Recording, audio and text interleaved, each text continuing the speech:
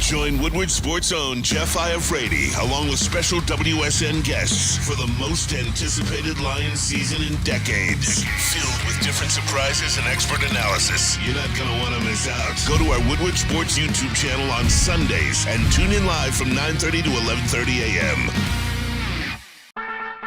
Good morning, everybody. It's the Morning Woodward Show here on the Woodward Sports Network. We're back in the studio. It's Tuesday, September 26th, and we got a packed show for you guys today, man. How's everyone doing? Sam Flannel, we got Sam, JB, Gabrielle D. Phillips is here. Woodward in Maine was just before our show. And then, of course, Lucas Klotz in the booth. But I'll start with you, Sam. How you feeling? You know, I'm doing all right. I'm still kind of on a high from that Sunday's win over the Falcons by the Lions. It's something that can carry us in through most of the week. The problem is that we got that quick turnaround on Thursday. So pretty soon we're going to have to transition right into breaking down the Packers and everything. But right now, I'm still enjoying the win mode. I'm still marinating in it. We can get all of that Packers stuff on tomorrow, right? Yeah, I mean, well, listen, and we're going to speak a little bit about the Packers today. Aaron Jones, a man who's been out, he may be playing on Thursday. So we'll have a little discussion about that in a couple of minutes here. And let's just get right into it. I want everyone to kind of speak their thoughts before, because Mike Bell is coming at me right now about DeAndre Swift, and I have to address it. But, JB, how you feeling this morning? I'm good, man. You know, it's a little rainy outside, a little cloudy, but, you know, no problem so far, except for the traffic. That really sucks. Yeah, the traffic, it was bad. I'm still here. All right, it's not an excuse to be late. I'm still here. I was here early. But, yeah, it's raining outside. But you know what? It is what it is. You're getting closer to the season in which I hate, which is snow on the ground. So, how bad do people drive up here in the winter? I haven't had a winter up here take yet. Toledo and times it by 2. It's going to be bad? Like, in terms of aggressiveness. I can already tell. People drive like idiots trying to get here. Like, 4 lanes will be open.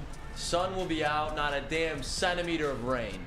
And people just still don't know how to drive. People in Michigan do not know how to merge on and off of expressways. And it fucks all the other lanes. It's the most idiotic system I've ever seen in my life. Yeah, you know what? And it's sometimes, especially when it's raining or it's snowing, it's even worse. So, yeah, take that craziness and add bad weather on top of that. Gabrielle D. Phillips just got done doing Woodward in Maine. You can check that out on Tuesdays and Thursdays. Tuesday and Thursday this week, but typically Tuesdays and Sundays. Whatever game day, we kick off the game day before you take over with the pre-show. There you go. How you feeling after the victory? 2 days now removed. Feeling great. I think that they really stepped up to the plate. They got back down to their mentality of overcoming adversity, and it really worked for them. Just hoping that they don't, take this win and roll into the next one and make silly mistakes based off of the energy that they're riding. But feeling hopeful based off of the quick adjustments that they made with the injuries and those that they had out, and hoping to see more healthy players joining them on the field on Thursday. Yeah, they won a football game that they weren't at their full strength, and we talked about that week 1 too. Not just the injuries, but not playing their best, still finding a ways to win.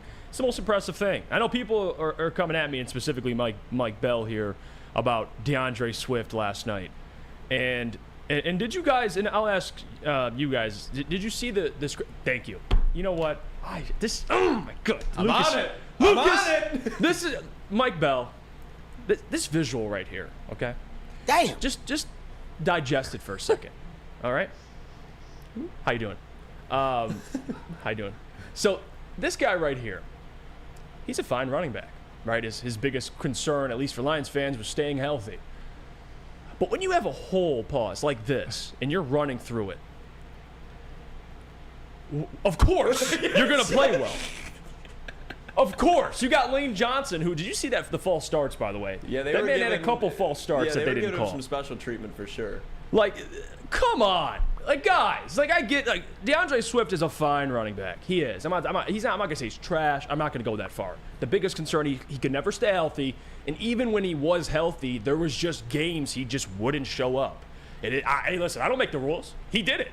I didn't make any of this stuff up. Go back and look. He'd have a 100-yard game like he did against the Eagles. In the next 2 weeks, he's 7 carries for 24 yards. I can't control that.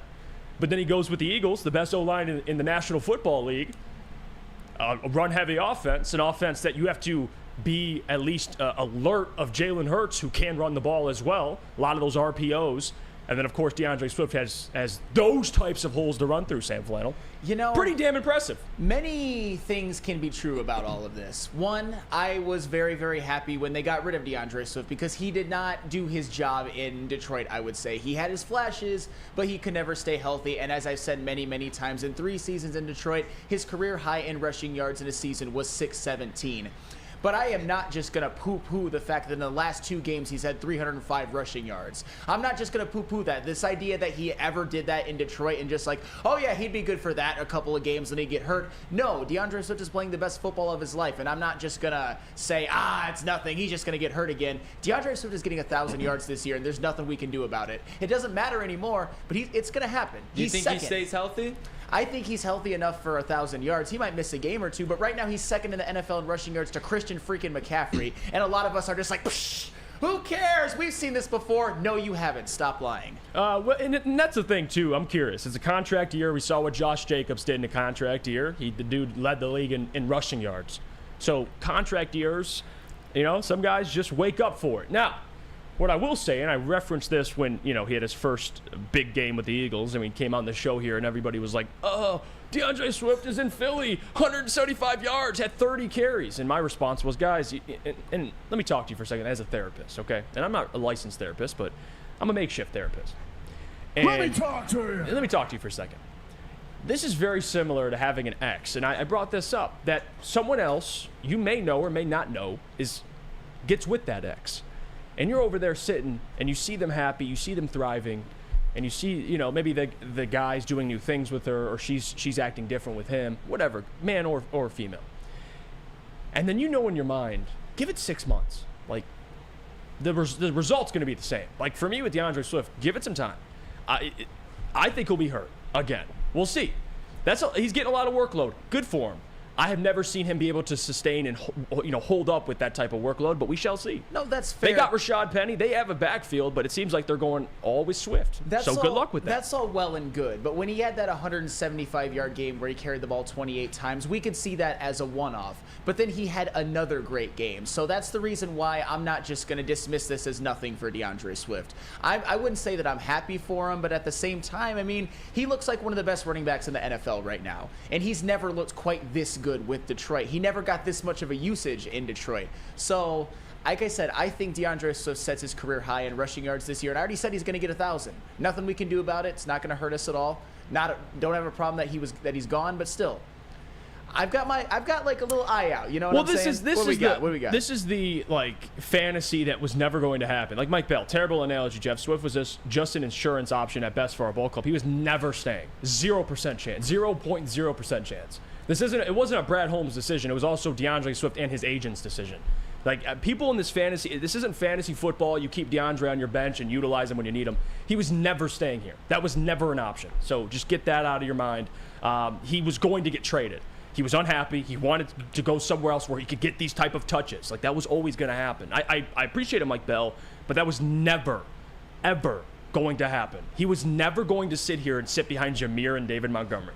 Oh, no. Never. No. That was never an option. So I get people, it sounds great. It sounds amazing. It sounds like he could just chill behind David Montgomery and Jameer. It's never going to happen. Never. Not a chance. Never, ever? Never, ever? Lucas, what do you think? I mean, as a Lions fan, it's painful to watch DeAndre Swift run for this. And Flannel, you are right to the fact of if he keeps this up, he will be 1,000 yards. The thing is I just do not see when we talk about Week 11, Week 12, Week 13, Week 14, Week 15, Week 16, and now into the playoffs, DeAndre Swift, I don't think any running back in the NFL can continuously take that workload when you're that side outside of Christian McCaffrey, who has also had major injury history in the past. So I get it. I understand why Lions fans are either really happy that DeAndre Swift is going off right now or really mad, but just the fact of the matter is you can say what you want, but until DeAndre Swift proves he can finish the season, I just can't see it happening. I truly can't. Especially he's running physical there too. I understand that he'll have 3-4 yards untouched, but then he'll get hit by a safety, he'll get hit by a linebacker. Those just takes a toll on you after a while, especially when Kenneth Gainwell was hurt last game. So now they're gonna have 2 hurt running backs. They got Rashad Penny when they're ready. So I think they're just gonna wait for they're not waiting for Swift to break down, but they're waiting for an opportunity when All right, now we roll out Rashad Penny because we've hardly seen any of that. So I think they're also resting Rashad Penny, who has injury trouble as well. All three of those backs for Philadelphia have injury history. And this is the problem too, because again, like, it sounds great, and Mike Bell says he would have absolutely done it for a year. Stop. Well, Mike Bell, let me tell you something really quickly, okay? And you could even act like you're DeAndre Swift, or in this instance, I'll act like I'm DeAndre Swift. Why the hell, in a contract year, would I stay here and be third string running back, and then I'm a free agent with what on my resume? Like, you want to go somewhere and produce so you get paid, Mike Bell. That's how this works. DeAndre Swift, and please chime in if I'm off here. DeAndre Swift was never, ever going to be willing to accept being third string, barely playing, hitting the contract, hitting the market, and saying, all right, pay me, guys, with my 150 yards on the season and my 10 carries. Like, no. He wanted to go somewhere he'd get a workload. It's very simple to understand. He wants to get paid. Go somewhere where you'll play. Novel concept. Very simple concept. He was never going to stay here and chill and be chilling like he's in a resort and just relax, have margaritas, and then get paid next year. No, you want to go somewhere. It's very simple. It's across all sports, man. You're in a contract year, go play. That's the point. That's the whole point of it. But whatever. It is what it is. Let's go to break because we're a little over. But DeAndre Swift, great. Happy for him. But it's over, guys. It's over. You know what I mean? It's over. Like, do I have to say it's over? Like, you got Jahmyr Gibbs. DeAndre's in Philly. Like, the whole revisionist history thing, like, we should have never traded Swift. Guys. Can we keep this energy with one Jalen Carter, please? You gave Swift 3 years. Like, you gave him time. You didn't see it. Let him go. Maybe a new, like Aaron Glenn talked about Jeff Okudah. Maybe a new destination helps him. Maybe that's the case. He's in his hometown. He's playing for his hometown team. He's fine, all right? You got to move on. That's all. That's all. All right, let's go to break. When we come back, we'll get into this discussion here because a graphic popped up on my Twitter yesterday. A lot of rookies, Lions rookies, made a specific list, and you're going to want to check that list out. But first, I got to tell you about our friends over at SMA, the sports marketing agency. Help spread awareness about mental health and substance abuse. Their podcast, this is the S Word, helps fight the stigma about seeking help. If you or someone you know is struggling, head to thesportsma.com. Since the dawn of moving people, Chevrolet has led the way. The world of transportation is changing. At Feldman Chevrolet, we are leading the charge forward. With every electric vehicle, every mile traveled, one Feldman at a time.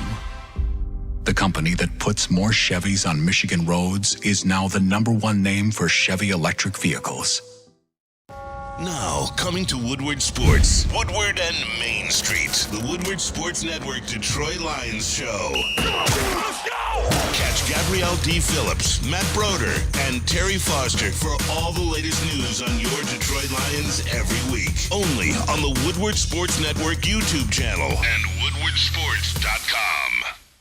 Hey, this is Mr. Kearney, Chief Academic Officer at Academy of Warren. I want to welcome you to the brand new field house. The state-of-the-art facility has a regulation basketball court, volleyball court, soccer field. It can be used for 7-on-7 football. Our K-8 academic features AM, PM, latchkey, small classroom sizes, Learning Street, futuristic media center, free breakfast and lunch, Holton Mifflin curriculum, academic games, K-8 athletics, and more. Enroll today at academywarren.net. Join Woodward Sports and Long Drink live on every Lions home game for the official Lions VIP tailgate party. It's at Eastern Market and Shed number 5, and it's going to be a bash. It's going to start on the Carolina Panthers game next from 9:30 a.m. until game time. The official Lions tailgate is back and better than ever. How would you like to pregame it with Woodward Sports and be treated like a VIP? Food, beverages, and entertainment all included. Get your tickets online today at bullseyeeventgroup.com or win some from Woodward Sports today. Just subscribe to our YouTube, follow us on IG, and direct message Lions VIP. We're back. It's the Morning Woodward Show here on the Woodward Sports Network. Appreciate you guys for joining the show. Don't forget, leave a like on the stream. It helps us, helps the network, helps the show. So appreciate you guys, honestly, for choosing us this morning. Could have been anywhere else, but you woke up early to be with the Morning Woodward Show crew. So much appreciated. Dogs. A bunch of dogs, man. Even you, Coach Walk. I love you. I do. You guys have having some tension lately. I think it's just him with me. Like, I'm cool. I don't know. It's all right. It is what it sports. is. Coach Walk, great guy. Brought us in drinks after that victory Friday Yeah, against great the guy. Chiefs. So no harsh feelings. There is, just let him go, Coach Walk. Yeah. Let it go. Well, let's move on here because Brad Holmes, he just continues to keep impressing me. Throw up the graphic. Look at this, guys. Like, come on. And I'll read this off for everybody here because it's a little cut off. But and it says notable non-quarterback rookie performances from Sunday's action. Look at that. 3 Lions players. 3. The next closest would be the Colts with 2. Okay? And they got Juju Brents and Josh Downs, of course. Wow. Brad Holmes just keeps cooking. That's what it seems like. I mean, you got A-Chan, who had a hell of a game. Had Game was nuts. Had 4 combined touchdowns. Yeah, that was everyone's picking him up in fantasy, trying to. And then you got Brian Branch up there as well, who had double-digit tackles, most of them solo tackles. And then, of course, 3 tackles for losses as a slot corner. And then he had 2 pass breakups. Like, the guy was... And also murdered Bijan Robinson. And one of those pass breakups was on Drake London, the #1 wide receiver. Yes. So he's killing Bijan Robinson. He killed Tyler Algier in the backfield as well. And then he's shutting down Drake London on the outside. It's ridiculous. The guy he's a jack of all trades. And then you have Jahmyr Gibbs, who, 17 carries for 80 yards. Sam Laporta, 8 catches, 84 yards, and a TD. And Chuck chiming in saying, and Campbell had a sack. There you go. And he's not even on this list, but he had a sack as well. I mean, I don't know what to say. This feels like a yearly thing. We did this last year. We did this the year prior to last year, where you look at these lists, you see Lions rookies making an impact. As much as I want to give credit to Brad Holmes, and he deserves most of the credit, I also want to credit the coaching staff as well. Because when they interviewed Sam Laporta in the locker room, one thing he did mention is it's the standards that are set by the coaches that I'm just adhering to. And you look at the coaching staff, obviously all former players, but for whatever reason, when rookies step on the field, it's not a slow process. Maybe for Amon-Ra St. Brown his rookie year, it took him half the season, but when he arrived, and he's been him ever since. For Jahmyr, Sam, and Brian Branch to be this impactful early on, we knew they were good football players, but Sam Flannel, this is exceptional. It really is. Credit to Brad, but also credit to the coaching staff. No, 100%. And I kind of, when this topic was brought up and when I saw this list, I kind of want to do a little bit of a rookie check-in, or 2023 Lions rookie check-in, just to see how everyone's doing. So the Lions are currently 2-1. I think at this point we would take that. If you would have been told you would have started the season 2-1, I think all of us would have accepted that if you could guarantee it. And I would say that all of the top 2-round rookies have contributed heavily. Some of them even more than heavily. So let's start with Jahmyr Gibbs. I would say Jahmyr Gibbs so far on the season has been a mixed bag, but I will say this. In the game against Atlanta, when the Lions needed him most, with no David Montgomery, he gave you 80 rushing yards, which is a season high for a Lions player, on 17 carries for 4.7 yards per carry. And even though he hasn't been utilized in the passing game as much as maybe we would have liked, he has carried the ball 31 times this season and averaged 4.5 yards per carry. I would say that's pretty damn good, especially considering David Montgomery has carried the ball 37 times for 3.8 yards per carry. I know that's context-free, but I just wanted to kind of throw that out there. Well, even Flannel kind of not, because Jahmyr Gibbs, he was getting ran in between the tackles. Sure. And that was taking away a lot of what would be his, when he comes in the game. David Montgomery, that's his role, and Jahmyr Gibbs hits it to the outside. So I wouldn't even say there's a lot of context around it. I think Jahmyr Gibbs, he played a hell of a game. And you got to think, he showed up, Sam Flannel, we talked about this yesterday,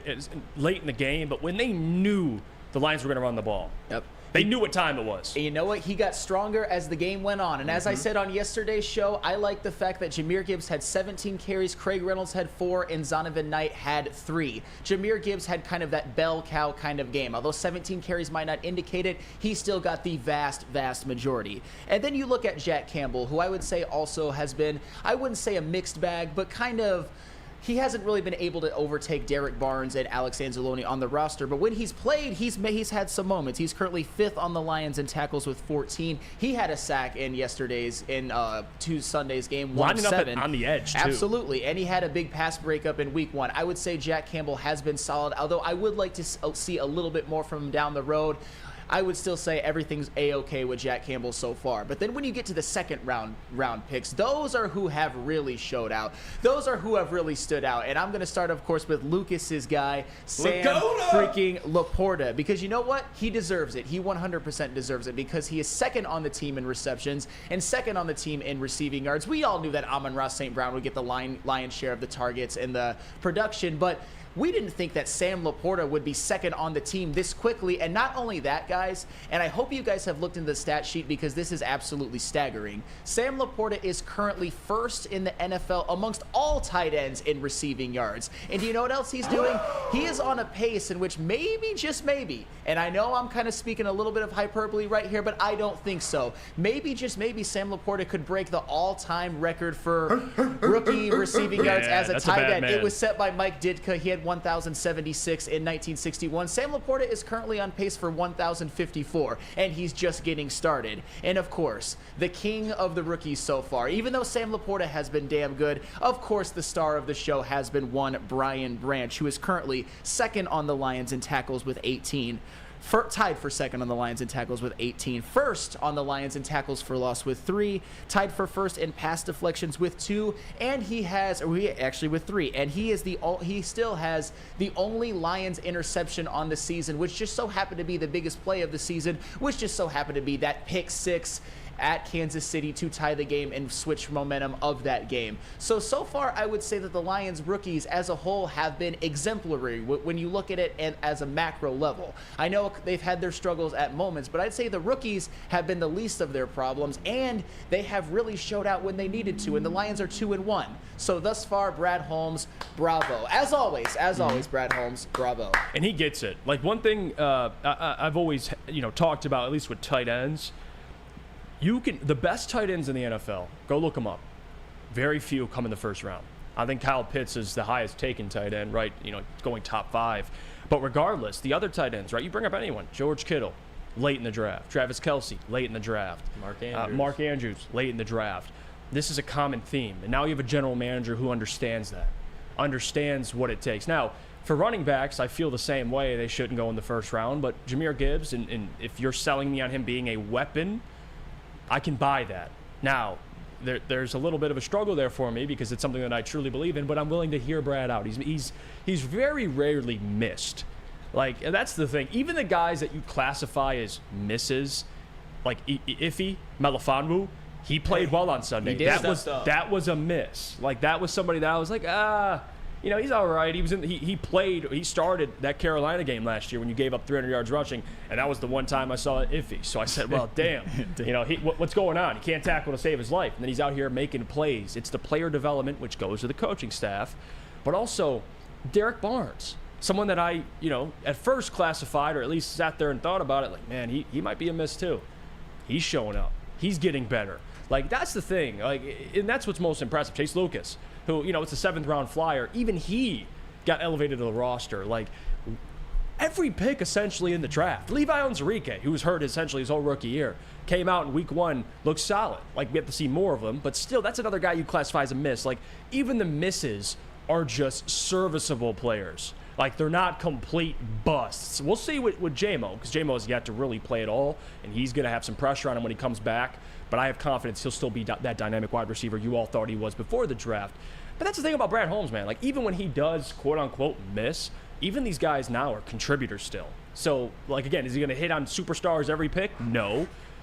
But even the guys that you thought were busts aren't really busts. I mean, I'm going to pump the brakes a little bit on Levi Onwuzurike. I would say that that's a miss at this point. But still, when we talk about Brad Holmes misses, that's the one that we kind of default to. And that's fair so far. But you can't bat 1,000. And you mentioned someone very, very interesting, because I mentioned when I was talking about Jack Campbell that I would say that I'm a little bit, like, very, very, very slightly disappointed that he hasn't overtaken Derek Barnes and Alex Anzalone on the depth chart just yet. Maybe it's because Derek Barnes is finally coming to his own and is playing the best football of his life. Lucas, we've talked about it before. Derek Barnes, you would say, in terms of being very, very good game to game to game, has been one of their more consistent defensive players. Yeah, and he's been stepping up. I think, and that's why I kind of said it yesterday, like, Kelvin Shepherd I understand Aaron Glenn's getting a lot of love after this week, as he should, but people need to start looking at Kelvin Shepard as a legitimate coach in this team, and not to mention that the guy's going to be defensive coordinator around the league one of these days. But Brian Branch, talking about leading all rookies tied, I forget though, there's a corner from Arizona, which is not good if you have a corner and you're leading the rookies in tackles. But Brian Branch is tied for rookies with 18 tackles. He has 3 tackles for losses. You know who that's more than? We're talking tackle for losses now. Yeah. One Jalen Carter. Everybody's freaking out over now. I know there's some context that Brian Branch is on the field more, but Sam Laporta leads all NFL tight ends in receiving yards, like you guys just said. Brad Holmes just had, in my opinion, what will go down as the best second round in the last 10 years. Depending, because it's too early to call, but could possibly be. I mean, I'm trying to think of another second-round class that's this talented this early. Like, I can't think of one. No, and even the whole Jalen Carter stuff. Did I want Jalen Carter? Yes. Am I going to sit here and complain about it for the next 6 months to a year and for the rest of both their careers? No. Like, it is what it is. The draft's over. It's the same thing about Swift. Like, yeah. What am I going to sit here and complain about Jalen Carter? Everybody knows I wanted him. Like, and for the Bijan thing, like, and at least in my mind, he was that type of back where I was like, you know what? If you're going to take a first-round running back, it's that dude. I mean, there's not too many. But Jahmyr Gibbs, they're both still 3 games into their careers. It's a little ridiculous to come out right now and say, you know, this guy should have went. Jack Campbell's a bust because he hasn't played as much as I hoped he would. Guys, it's 3 games. I'm not going to pull that card. But again, the fact that Brad's finding contributors, like I don't even look at Sam Laporta, Jack Campbell. Well, Jack Campbell is still coming along, but even Sam Laporta, he doesn't feel like a rookie. No. He feels like a 5th-year vet, dude. Like he just showed up and is ready to play. He's producing right away. It's crazy. That's especially for a tight end. Yes. And it's not like he's just a receiver either. Like he put Bud Dupree on his back last game. And Bud Dupree, I understand he's not what he was, but that's a hell of an outside linebacker to have to defend as a rookie tight end. Like it's the fact that he's holding those blocks, not to mention catching 45-yard bombs in week 3 of his whole career. It's sky's the limit. I've been saying it, but get that gold jacket ready. Yeah, Laporta's I don't know about that, but I'll tell you what. I know that a blocking is a very, very important skill set for a tight end. But even if he was struggling with blocking, which he's not, I would still be 100% satisfied with Sam Laporta's season so far because he's leading all tight ends in receiving yards. I know Travis Kelce missed a week, but still, after 3 weeks, it's Sam Laporta is at the top. Nobody could have foreseen this. You didn't foresee this, Lucas. And, I mean, nor should you have. I mean, maybe, you did say gold jacket, but for 3 games? No. 3 games being the NFL? No, I was saying he would have 500-600 yards this season. You so did. You tempered your expectation. Like, I think I talked you into tempering him a little bit. 700, then you know what? Let's go 600. You shouldn't have either way, I should have went higher. Well, and that's why I believe it was learn. Troy Fiegel who said this in the chat, and it happened a while back, but I wanted to get to it because he talks about how he's pretty much 100% sold on Laporta and Branch because they've been stars, they've been rookie stars. They're both, I would say, definitely favorites to be on the all-rookie team at worst, maybe even more in the case of Brian Branch. We'll see how Jalen Carter, Will Anderson, and all that plays out. But still, when it comes to the first-round picks, there have been some flashes, but I haven't been as impressed with them. But still, they have had some flashes. I would say every single rookie, you could argue, played their best game in week 3. I would say yes. You know what? I'm not even going to argue it. It is 100% fact that every single rookie played their best game of the season in week 3. They needed it, and they showed up. Jake says, funny that there's a lot of people that saw this class as lacking in first-round, caliber talent, but round 2 guys are being big contributors. Yeah, that was the big thing that you saw, at least around the NFL. And if you watch Inside the Den, Brad only had 14 players in his first-round bucket, and you landed a couple of those guys. Mm-hmm. Like, I believe he had Jack, Jahmyr, and Brian Branch in that bucket. Laporta. He had Laporta as a first-round? Yeah, they had 14 guys, and they got 4 of them. It's crazy. And that's hence why you get more productive guys around, too. It was a deeper draft, but not a – it was kind of a top-heavy draft, but again, you're still finding guys in the second round. So it's a great point by Jake.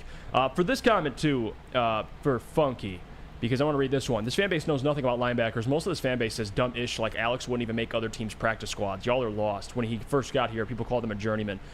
Yeah, Alex Anzalone got a lot of flack. He still does. He still does. I'll even own up to it. Like, I'm one that does it to him consistently.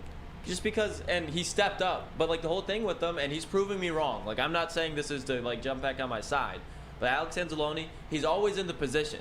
His thing is he just misses those crucial tackles when you're the middle linebacker, the field general of this team. Those are plays that you're expected to miss. So he is overhated. He does have some criticism, but this year so far, I think he's played phenomenal. He stepped up on Sunday in a big way, especially when you're going up against Tyler Algier and Bijan Robinson. Ryan's reaction says, Lucas said Laporta MVP 2023. Non-quarterback. I didn't say that. Sam Laporta. I might say that I said that now, but I didn't say that. Okay. All right. Ryan's reaction. He threw the alley-oop. You just dunked it. No, yeah. That's all it is. Listen, Okay. I didn't say it. I didn't say that. Say it with your chest. Say it with your chest, Lucas. I'm thinking about it right now. I mean, it's a smart take, so that's why I might take credit for it, but I don't want to be like, yeah, I said that if I didn't say it. But we'll think about it. Let me jog the memory. Yeah, okay. And then I'll be back to you. All right, that's fair. What else is fair is our friends over at Randy Wise, because I'll tell you what, guys. Randy Wise, and so many good things they do, but specifically, I mean, what could be better, right? You're golfing with celebrities. Nothing's better than doing that. You got Braylon and D-Mac out there playing golf, probably better than you. But regardless, or you could beat them maybe. Might as well try it. You could put yourself into this tournament. You play with the Celebrity Golf Tour. You get to play with guys like Braylon and D-Mac. You stop at any Randy Wise dealership for your chance to golf like a celebrity. They got VIP transportation, free golf to one of Michigan's best tracks, and a tasty steak after. Sounds good. Compliments of Fairway Packing Co. Make the wise decision and get to Randy Wise today for your chance to win. Gabby is a college student struggling to study for her big exam. Then she discovered Syntron, a healthy way for her to stay awake and focus. Jennifer frequently has chaotic days like this until she gets online, orders some Syntron, and finds her groove. April visited her local grocery store, purchased a case of Syntron, and entered to win the Syntron 100K Vegas giveaway. Pick up your case of Syntron today at any Meijer location or visit drinksyntron.com/Vegas and enter for the 100K Vegas giveaway. Woodward Sports' own Tom Mazaway and Sam Stick Day will be hosting our Lions postgame show after every Lions game all season long. Tune into the Woodward Sports YouTube channel for his hot-off-the-press takes, game analysis, and Kool-Aid sipping celebrations. You won't want to miss it. Join Maz, Stick, and special guests each week immediately following every Lions game, exclusively on the WSN YouTube channel. Where's the most convenient place to get that big fitness energy? It's Planet Fitness. Join today for just $1 down, $10 a month. With over 2,400 locations and equipment for every workout, you can get in, get energized, and get going. And with free fitness training and most clubs open 24 hours, everyone belongs in the judgment-free zone. So join today for $1 down, $10 a month, no commitment, cancel anytime. Deal ends Wednesday, September 13th. Join now at any Metro Detroit location. Hurry, offer ends soon. How would you like to win a 100K Vegas getaway? Take your closest friends and live it up in a city that never sleeps. It's the Syntron Energy Drink It and Live It sweepstakes. Purchase a 24-pack today and enter for your chance to win the 100K Vegas getaway at drinksyntron.com/Vegas and buy Syntron at your local Meijer store. Syntron, the healthier energy drink with great taste and a choice of people who desire to look good, feel great, and be the best versions of themselves. drinksyntron.com/Vegas. You know who I think doesn't get enough credit? Amon-Ra St. Brown. Like, I know we give him his flowers, but it seems like, you know what's funny? Like, yesterday we did a 2-hour show breaking down a win. We didn't even mention St. Brown. Man. And he had 100 yards. Yes. Ho-hum. It's just like, oh yeah, St. Brown has 100 yards, aka it's Tuesday. Like, That in itself shows you how far the Lions have come, because now we have, at least from 2-3 years ago, because I understand we had Calvin and all that. But 2-3 years ago, it was Trinity Benson, Tyrell Williams, etc. And it's like now we have Amon-Ra St. Brown. Don't forget about Perryman. Yep. Brashad Perryman. How could we forget the stud of Brashad Perryman? Now we have Amon-Ra first down. Bucks legend. Who has 9 catches, 102 yards, and we're talking about rookies. We're talking about rookies. That's how you know this Lions team has taken another step. The fact that not even national media is like, oh my God, Amon-Ra St. Brown, 100 yards. No, even the media is talking about Brian Branch. Yeah, they Sam are. Laporta. They know that Amon-Ra St. Brown is Amon-Ra St. Brown, and he's just arrived officially. I know it was kind of official already last year, but now you can just pin it down. Amon-Ra St. Brown is a star in the NFL. Now, I'll say this, too, in Detroit Lions PR, working overtime. They were putting out, and this is crazy, too, and I think I said this yesterday, but it feels like as a Lions fan, you're always used to other teams setting records, players on opposing teams setting records. What I'm not used to is a lot of Lions players and rookies setting records for the franchise. Under Brad Holmes, it seems like more and more players that he drafts keep setting these records. And Amon-Ra St. Brown became the 7th Lion and first since Marvin Jones Jr. In 2016 to log 100-plus receiving yards, in 2 of the first 3 games of the season. His 8 career games with 100 receiving yards are tied with third most through a Lions player first 3 career seasons. I don't know why I just fumbled that. It's all right. But regardless, that's impressive. 8 career games, like I said, with 100-plus receiving yards are tied. Third most to a Lions player first 3 career seasons. Now, I'll tell you what. This is what I believe about Amon-Ra St. Brown, dude. And I said this before the season, and I'm still going to stick to this. And I know we kind of had a back and forth about it, like a 1,300 versus 1,400 thing. Yeah. And I think you even talked me down a little bit because I said 14, and I really do believe that because he had almost 1,200 last year, missing 2 games. So you do the math. 150 yards shy, like of a 1,300. He could have did that in 2 games. So 13 was almost accomplished last year if he was healthy every game.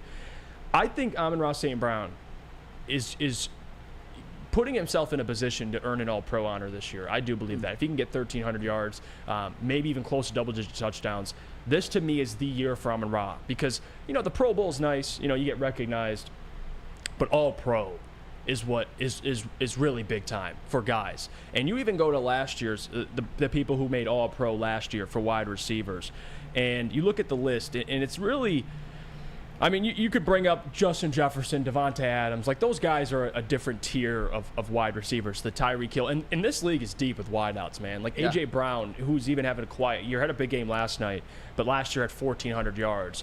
Like, Amon-Ra St. Brown, I think he could be the guy this year to break out for 1,400 yards. Will he have more yards than Justin Jefferson or Devontae? Probably not. But Sam Flannel, I think it could be an All-Pro year, maybe an second team All-Pro for Amon-Ra St. Brown this year. Well, he certainly has a chance. He is having one of the most quiet, excellent starts to a season that I can remember a Lions player ever having, because you could argue, I don't know if you'd win this argument, but you could make the argument that Amon-Ra St. Brown has been the MVP of this entire team, and we do an entire 2-hour show the Monday after a Lions win, a game in which he had over 100 yards receiving, and not even mention him once, because all he does is just do his job. He's just that guy that just keeps chopping that wood. 6 catches for 71 yards, 6 catches for 102, He's always 9 open. for 102. It's unbelievable, and nobody even bats an eye because that's just Amon-Ra St. Brown being Amon-Ra St. Brown. But I am going to give him some of his flowers today because he deserves them. Amon-Ra St. Brown is currently 9th in the NFL in receiving yards with 275. Top 10 wideout. Yeah, that's what we were talking about before the season. Is Amon-Ra St. Brown a top 10 wide receiver in the NFL? I think we all agreed that he is. We all had him at the bottom of the top 10, and that's what his numbers are playing out to as of right now. And some of the names that he's currently ahead of, he's ahead of CeeDee Lamb.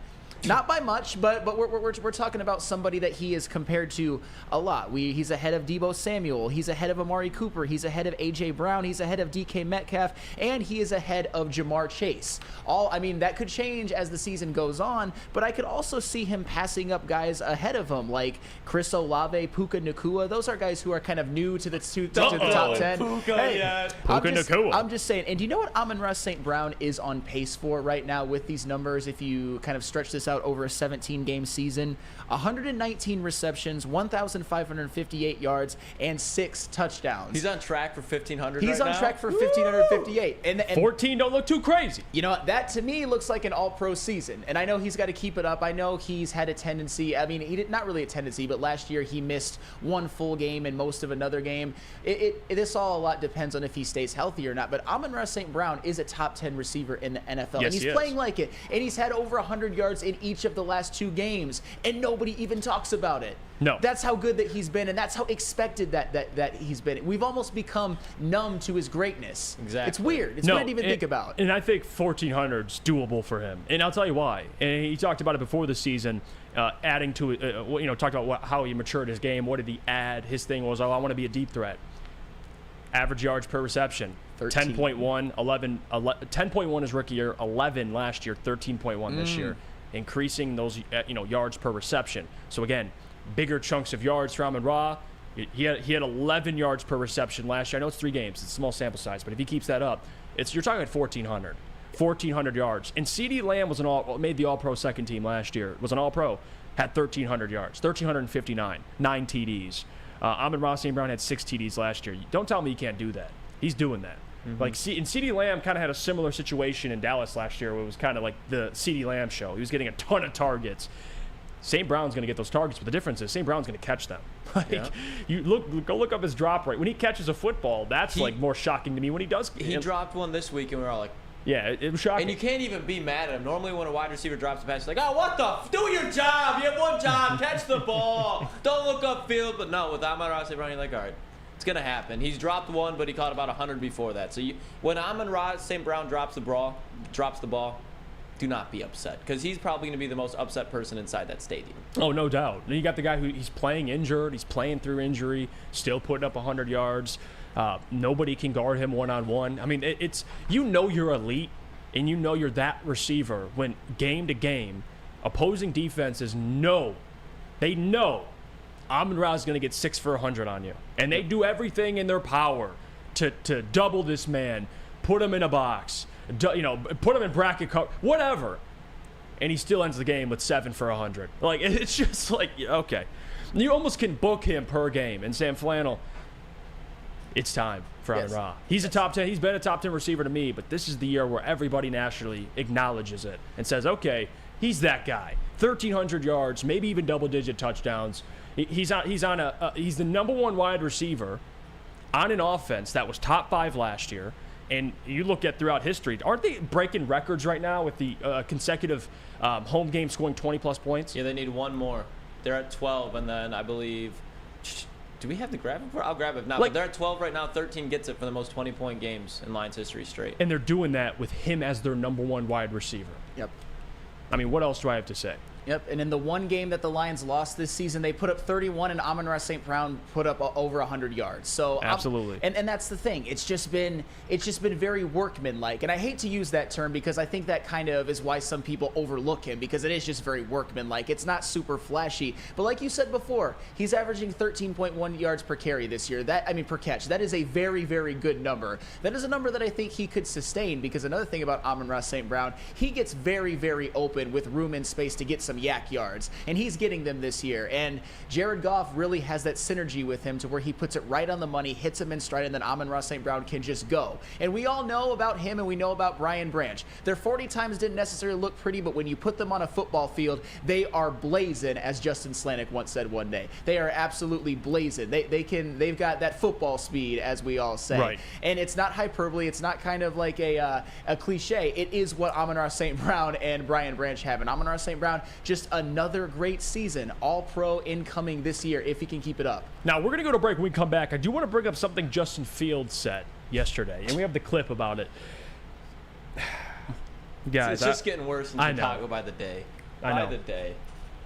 They had that stuff happen with Alan Williams, their defensive coordinator. They had a bunch of equipment stolen from their arena. You got Justin Fields calling out coaches and then retracting the statements. You got DJ Moore talking with Devin White saying, I'm not being utilized correctly, or Devin said that, and he said, I know.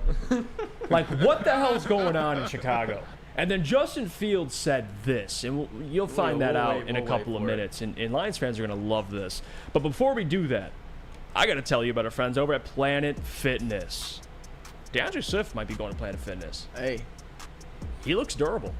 Maybe he's going to Planet, paying $10 a month, which you can do as well. They got a squeaky clean gym. And for more information, to get your membership today for only $10 a month, for the minimum, you can get the $20 a month, get all the additional, accessories the gym offers. But for $10 a month, all you got to do, www.planetfitness.com. No matter where you are, there's always a Planet Fitness close by. Brace yourselves, Detroit. As the sun begins to set, 2 of Woodward Sports' brightest young stars will be taking the mic for a brand new show. Woodward Nights with Spooner and Broder. The dog days in Detroit are over, and the boys are unleashed. Join in on the banter and hop on the bandwagon of the #1 night show on the internet. Tune in to the Woodward Sports YouTube channel every weeknight from 8 to 10 p.m. Woodward Nights with Spooner and Broder. At work and at home, we're there with smarter security solutions.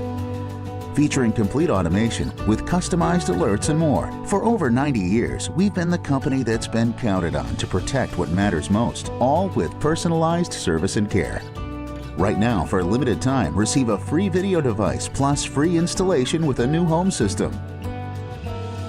Guardian Alarm. We protect Michigan. Come hang with the Woodward Sports Crew all throughout football season on Saturdays and Sundays. Join our college football and Detroit Lions live watch parties. Inside the 5, caught, end zone, touchdown Detroit Lions! With money on the line. Featuring different special guests and surprises. Start times will vary depending on the game. Only on our Woodward Sports YouTube channel.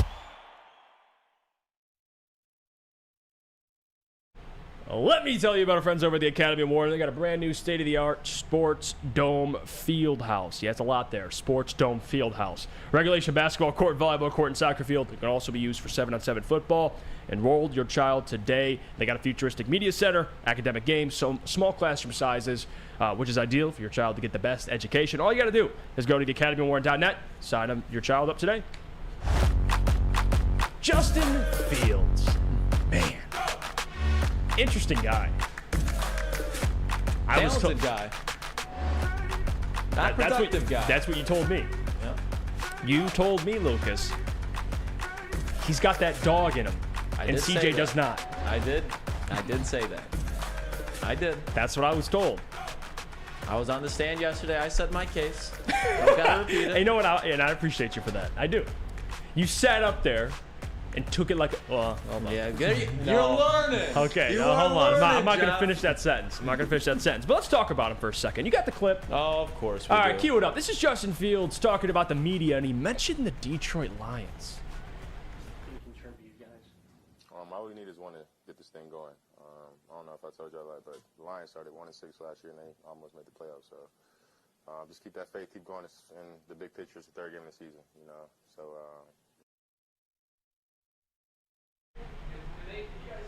Even if you didn't hear it, I'll basically just read the quote. I heard it. You did? Okay. So I'll read the quote here just to kind of make sure we get this straight in what he said.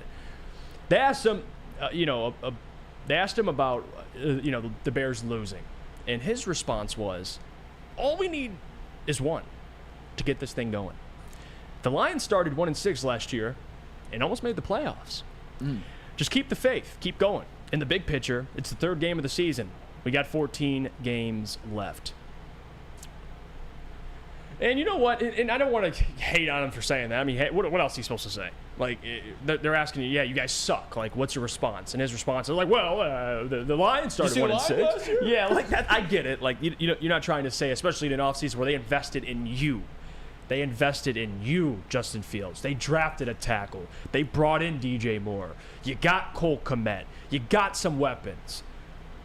Your defense stinks, at least the defensive line. But regardless, they invested in you, and you still stink. So, of course, he has to say something. Like, this has to be said. But to be like the Lions, and I don't want to go too overboard because I did say a couple of weeks ago that I think the Bears will win games later in the season. I think it'll take some time. I don't know how many games, maybe 3, 4, 5. But I think they can string up some victories later in the season, but almost make the playoffs. Are you high, Justin Fields? The Bears? Like, at least the Lions, when they were 1-6, you knew they had talent. Like, they had some, like Aiden Hutchinson, you had him. You had guys you liked, right? You had Kirby Joseph, who came along. You had some guys you'd be like, all right, they have talent. They're just losing these football games. Bears don't really have that much talent, especially defensively. All right, so what the hell's going on over there? I've got a lot to say about this, and some of you aren't going to like this, but you know what? A lot of people don't like a lot of things that I have to say. There is nothing wrong with what Justin Fields said here. I'm not saying that the Bears are going to have a big turnaround and be like the Lions this year. I don't think it's going to happen. I've already said that Justin Fields, I'm out on him. He stinks. He's not a good NFL quarterback. But here's the thing. Are we really going to act up all on our high horses as Lions fans and not act like less than a year ago today, the Lions were 1-6 and we were talking about tanking? They turned it around, obviously, but as Detroit Lions fans, we should be honored that the Bears are actually using us as inspiration. And like I said, I don't expect the Bears are going to turn it around like that. But did we really know that the Lions were going to turn it around when they were 1-6? We had some questions about Aiden Hutchinson. When they were 1-6, did we or did we not have some questions about Aiden Hutchinson? There were some questions, but there's a lot lot more insulation within the Lions at that point. Like, they had a correct coach, a correct coordinator, correct management, and they had talent on offense besides just the quarterback position. I know DJ Moore's there, but they've even said they're not using him right. They use Amon-Ra St. Brown right.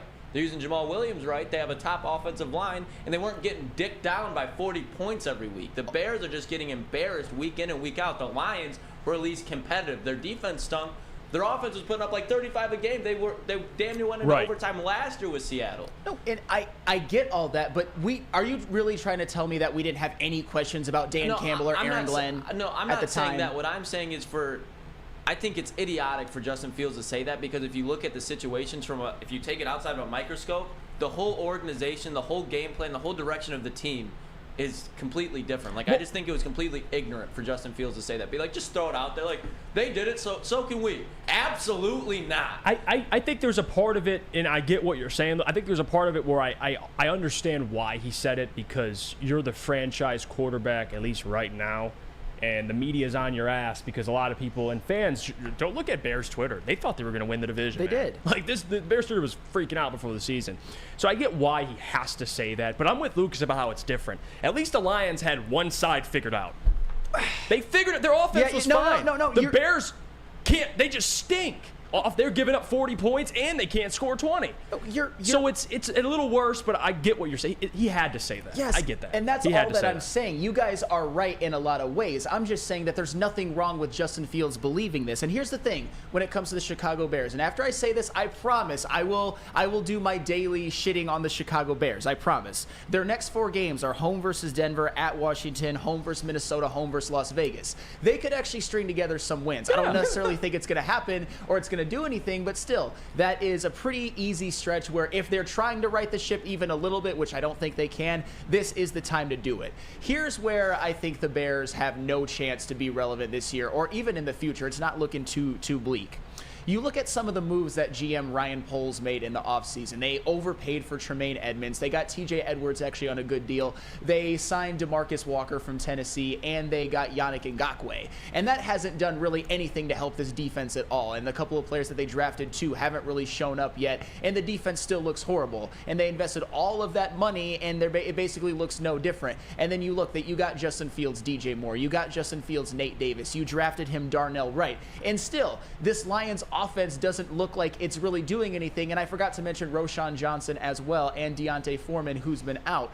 It just still looks like the exact same, even though Ryan Poles, you thought that he actually did something for this team, but it turns out he hasn't really done anything. And here's the big difference to me between the Bears and the Lions moving forward. You look at their draft history. You look at just the 2022 draft for the Chicago Bears. Let me read off a couple of these picks.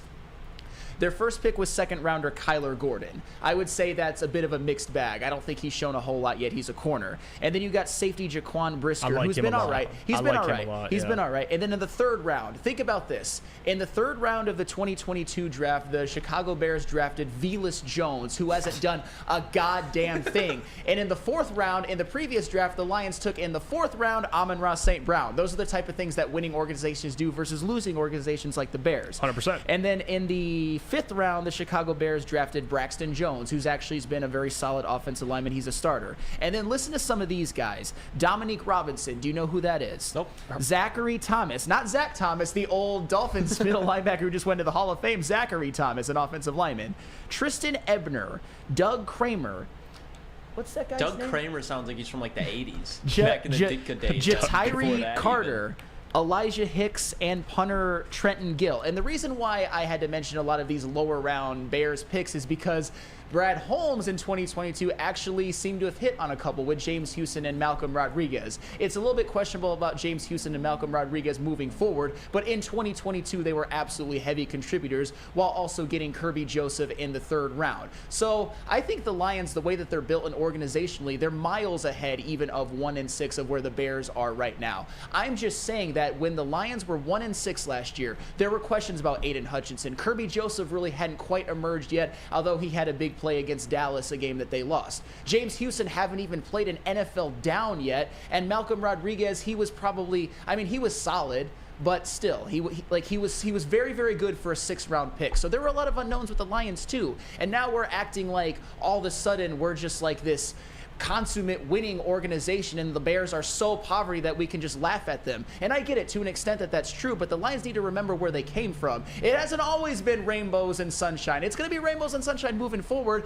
but that's why the Bears use us as inspiration. There's nothing wrong with it. The thing that the Lions at least have going for them, and this is the case with Matthew and now Jared, they've always had a franchise quarterback. Like, they never had to go through a phase where, at least in recent history, I'm talking recent history with Stafford and now Goff, they didn't have to go through this Justin Fields era, or like the Bears had Mitchell Trubisky, you threw an Andy Dalton in there, a little Nick Foles sprinkle in there, and now you got Justin Fields, who, hasn't worked out yet. And Bears fans, it's a tough situation to be in. They traded out of that number 1 overall pick. They had an opportunity to take any quarterback they pleased, and they traded out of it. And they chose to go with Justin Fields. And Ryan's reaction says, quote, Justin Fields is a dark horse MVP. Sam Flannel. I did say that, and that was one of my worst takes of all time, because after basically week 2, I declared Justin Fields' career over. I was wrong. Wow. I was wrong. I got egg on my face, all right? Because I thought it would look different, because I said that there's no excuses this year, or there's certainly no excuses to look just as bad as he did the first couple of years. And a lot of the reason isn't because he's not getting time to throw. It's because he's missing reads. He's missing easy, elementary school reads for a quarterback. Analytics. Yes. And Jerry Alexander says that it being different is subjective. If the Bears actually turn it around, then it'll be the same. Nothing wrong with what he said. You guys are reaching. I agree with Sam on this one. That's all I said. Yeah, no, I don't have a problem with what he said. My question is, if it doesn't happen, there you go. You're putting more pressure on yourself. Now, okay, if you bring up the Lions and them almost making the playoffs, essentially being 1 game away from making the playoffs. Which you helped out, by the way. Justin Fields, he did. This is my thing though, right? He's fine by saying that. Now the ball's in your court, Fields. Let's see it. So I expect 8-9 wins this year from the Bears. Well, and that's fair. If they don't, you better tear his ass up. And you know what? When it doesn't happen, because it's not going to happen, because I already said that the Bears are done this year, even with some easy games coming up, then we can point and laugh at the Chicago Bears. When the Lions are kind of celebrating their division title, which they will inevitably win, and the Bears finish off a 3-win season, then we can point and laugh at the Chicago Bears. And we can point and laugh at them a little bit already, because their fans were getting a little bit too out of pocket, and they started off 0-3 and looked terrible. But then we can fully just bury them and laugh at them with no shame whatsoever when they inevitably finish this disaster of a season, but not quite yet. 100%. And that's the thing, right? Fields, your franchise quarterback, I get all that. It's good to be optimistic. And I think what you're saying, though, Lucas, is just like, why? Yeah, it's just like, how would you feel if it was roles reversed? And let's use the Packers for this instant. Lions started off slow. Packers did last year, but Jared Goff comes up on the podium and is like, do you see the Packers last year?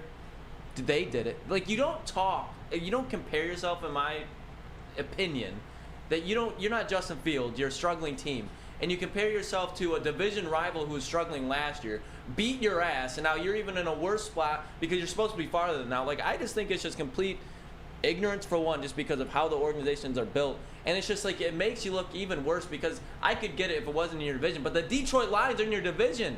You're playing this team twice. It's just stupid. If I was a Bears fan, I'd be like, what the fuck are we doing? I know, Bears fans are really... Just when you thought it couldn't get worse, now the Chicago Bears are comparing themselves to the Detroit Lions. But the Lions were 1-6 last year, dude. That's all I'm saying. They were 1-6. I get what you're saying. We were in poverty not that long ago. He could have used the Jaguars last year, who actually made the playoffs. Not squeaked out. The Jaguars started off slow, made the playoffs, won a playoff game. That's a better example to use, not your division rival. And this is the ding ding ding comment, JB. I need it. I need the ding ding ding. Benji says Fields is trying to save face. So, same reason he blamed coaching. I think he knows he's selling himself to next year's decision makers. Like, there's still hope, guys. Like, trust me, I get why Fields is saying this. Let's see how it plays out, though. I expect 8-9 wins out of the Bears now. As you should with his comments. Yeah. Anything less, you're under scrutiny. That's the problem when you make these comments. Like, I didn't make them, Justin Fields did. And they ain't he could have just said, we're going to take this thing week by week, hopefully get some wins here soon enough. He directly compared the Bears to the Lions. Okay, let's see it. Yep, and they ain't going to get it. They ain't going to get 8 or 9 wins. And that's why you don't say stuff like that, because now everyone's going to be, okay, now Bears fans are like, whoa, we're making the play. We'll be short. Maybe we'll contend for the playoffs. We'll just come short. All right, Fields, let's see it. I can't wait. Can't wait to see the Bears second in the NFC North, right? That's what we all expect. Let's go to break here. When we come back, we'll get into some phone calls. I want to talk to the people here. JD might be calling in as well. I think JB just confirmed. We got he's him on in. the line. He's on the line. Okay, let's get to JD. Well, I'll put the phone number in the chat. Feel free to call in. You guys are always welcome, and we'll have a conversation, whether about the win or anything. Come chop it up with us. Maybe Fields' comments if you want to chime about that. But first, we got to hear about our friends over at Swiss Insurance. Absolutely. Do you have football on the brain? Fall ushers in college and professional football, and this year is going to be awesome. Fall is also a perfect time to shop your home and auto insurance. Shop it like a pro with Swiss Insurance. They cover Woodward Sports Network, and they should be covering you too. Ask for Mark at Swiss Insurance today at swissins.com or call 248-800-4177. Again, that is 248-800-4177. Swiss Insurance. Join Woodward Sports' own Jeff Iafrate, along with special WSN guests for the most anticipated Lions season in decades. Filled with different surprises and expert analysis. You're not going to want to miss out. Go to our Woodward Sports YouTube channel on Sundays and tune in live from 9:30 to 11:30 a.m.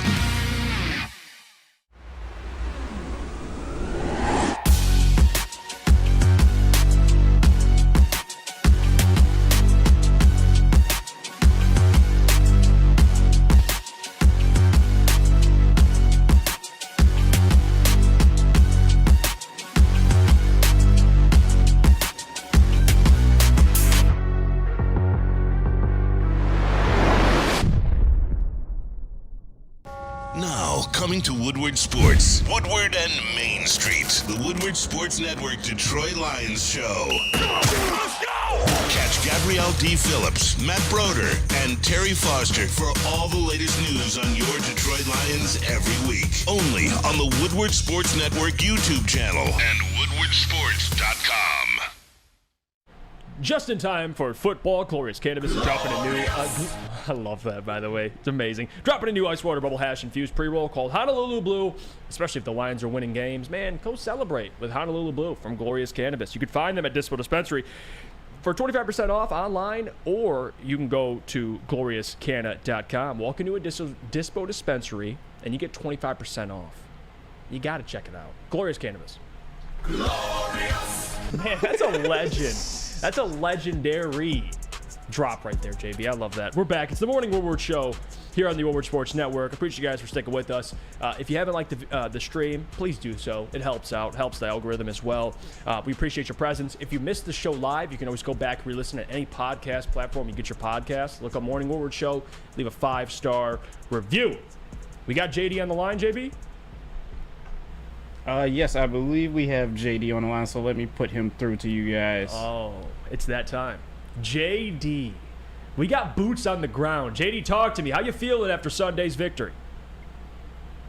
Man, I'm feeling good. I'm not going to fly off the rails this week. I'm chilling this morning. I got my Honolulu Blue I got lit up right now. I'm calling it the Dirty Birds pack this week. We chilling. But, yeah, bro, it was electric, man. I didn't really expect nothing else.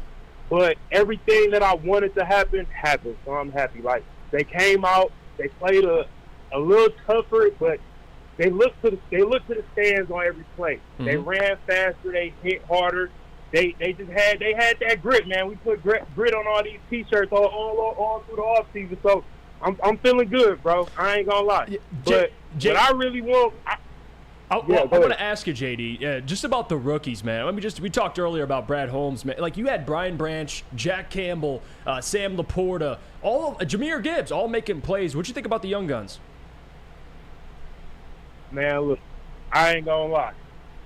I went to a bar after the game, and I spoke to a Falcons fan about this exact topic, and he ended up opening my eyes to something. Everybody has their... Honestly, if Brad Holmes keeps doing what he's doing, we're going to have to put a statue down there for that man. I fucking love what he's doing. Because, like I said, I ripped into him. I said he needs to spend some money, this, that, yada, yada, yada. I was super sick to my stomach and worried about that interior defensive line and all of that. But first of all, to answer your question before I fly off the rails, Lucas called it. We need to get Laporta's fucking jacket thread by thread right now. My boy Brian Branch, defensive player of the year. Rookie of the year, yes, all of that. Multiple players of the week throughout his career, all of that shit. He flies around with a green mouthpiece in his helmet because he knows he's a dog. I don't know if that's his old high school mouthpiece, whatever it is. But what I know it is for sure is, hey, when you look over the field, don't look for 32. Look for this big green shit right here so you know exactly where I'm at. That's dog mentality. That's dog mentality. And that bullshit-ass call that they put on Bijan. Fuck that. And he went and he said the same thing. He's like, man, look, it is what it is. I wanted to hit him and he hit him. That's what it is. But I'm going to get back to what the Falcons saying, because he opened my eyes to something. Because we talk about Brad Holmes, right? We talk about how they go for the certain guys that they go for. They look to plug holes. They look to they don't care about what the media says when they draft. With the production that our rookies have put in our second and third year guys, if we keep going and we keep getting these players that progress at the same rate, which is a great rate. We have to look at the rate that these guys are progressing. They're coming in and they're playing immediately. If our current guys keep progressing and we keep getting plugged at the correct position every single year and we don't blow money like these other dickheaded GMs, oh my God, our salary is going to be amazing over the next 5 to 10 years. So if we have dogs at every position, guaranteed that you have to look at guys like Rodrigo and James Houston, who are starters on multiple other organizations, who are getting pushed down the depth chart and onto the special teams unit every year because we got better guys. You know, Rodrigo came out there and he made a great hit on that on one of the kickoffs. He did, and everybody went wild because everybody knows him by name. Was 7th round pick. Come on, man. Like I'm ecstatic. I ain't gonna lie. I'm ecstatic. I feel you, JD. I feel you. Sam Flannel, what you got? I don't know if Rodrigo is the name we want to be hyping up today out of all of them, but still, he did make a nice tackle on special teams. But no, I said that to say, like I said, if we got dudes who can start in other organizations who are drafting late rounds, who are guys, they can play, but we don't have the space for them on the starter unit. And those are our rotational pieces. True, we have pure dogs at the 3rd and 4th position at every position on the depth chart. Every single position on the depth. Like people are talking about, oh, I want to see Jack Campbell, I want to see Jack Campbell, I want to see Jack Campbell. Brad Holmes decided to keep Alex Anzalone. I ain't gonna lie, I didn't I want to see somebody else. But Alex Anzalone flies around the fucking field because he plays personal. And we would put Derek Barnes in there with him. A couple years, nobody was saying, oh, Derek Barnes is going to be a solidified starter in the NFL. No, we thought he was going to probably float around. Right. When Derek Barnes and Anzalone are on the field, they play solid. And then when they break, you got to think, we're bringing in the meat missile at fresh legs. He's fresh legs. Coming in on blitzes and getting sacked. And he can still cover 20 yards back down the field. That's big, bro. Like that's the things that people who really know football. Shout out to my boy Lucas. True ball knowers see that type of shit. Yes, sir. We see that shit, man. And I'm ecstatic. But what I really also want to speak on, I want to speak to the fans, man. We have the potential to be the new true 12th man of the league. Talk to him, JD. The true 12. Not, oh, yeah, we got to go to Detroit and they can get a little. Fuck that. Everybody knows when you come to Detroit, it's some silent count business on every snap. We had like what? We caused like almost 3 delayed games. I know we caused 1 for sure. And we had Desmond Ridder fucking panicking. He kept hitting his helmet, looking over the sideline. Oh my God, I can't hear. Yeah, man. We were loud as shit. And I go back to last year. When we traveled to Green Bay, took over their trap at the end of the night, waited for everybody to come out the locker room, Brad Holmes and everybody was high-fiving. Same shit in KC. I'm gonna let y'all know now. I bought my Lambeau Field tickets yesterday. Oh, I bought my Lambeau Field tickets yesterday. JD, you got boots on the ground at Lambeau? Wow. I bought my Lambeau Field tickets yesterday. So to every fan, if you call yourself a true fan, Lambeau Field piece of shit ass seats only cost $130 because they still got some weak ass benches out there. Put in your PTO, VTO, whatever you got. fuck it, quick. I don't care. Bring your ass to Lambeau, whether you sit in the nosebleeds or you're at the middle of the 50-yard line, or fuck it if you just come out there and tailgate.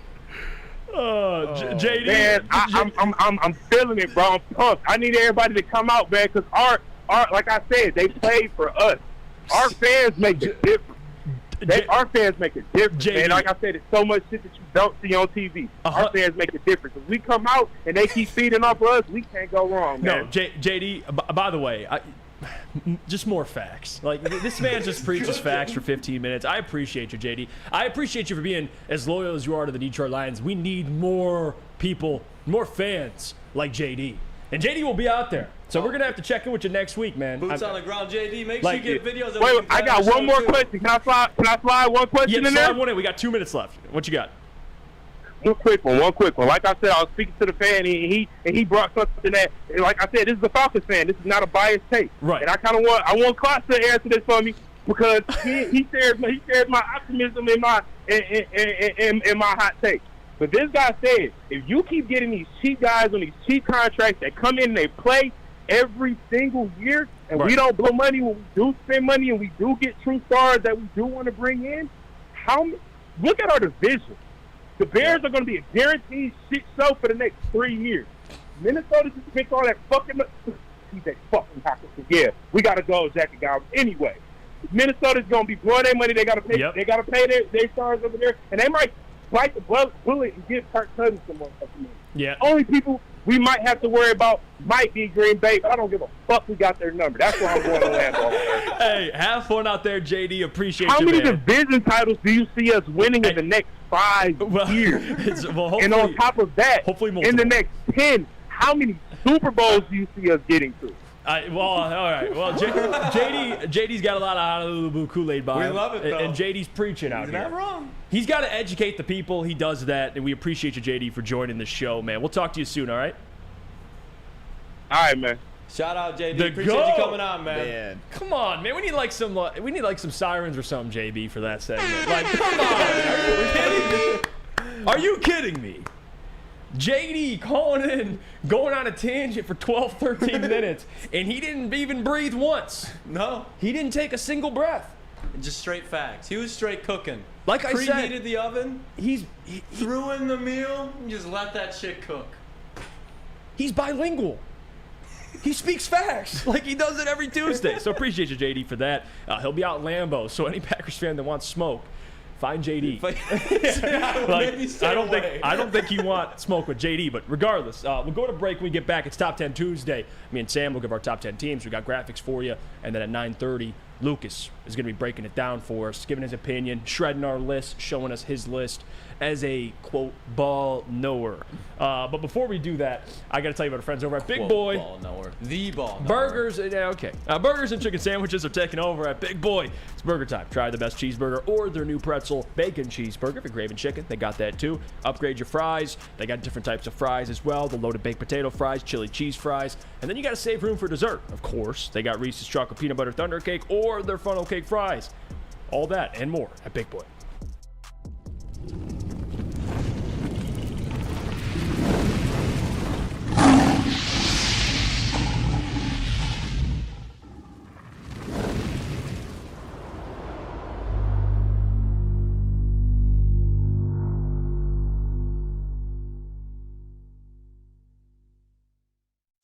Join Woodward Sports' own Jeff Iafrate, along with special WSN guests for the most anticipated Lions season in decades.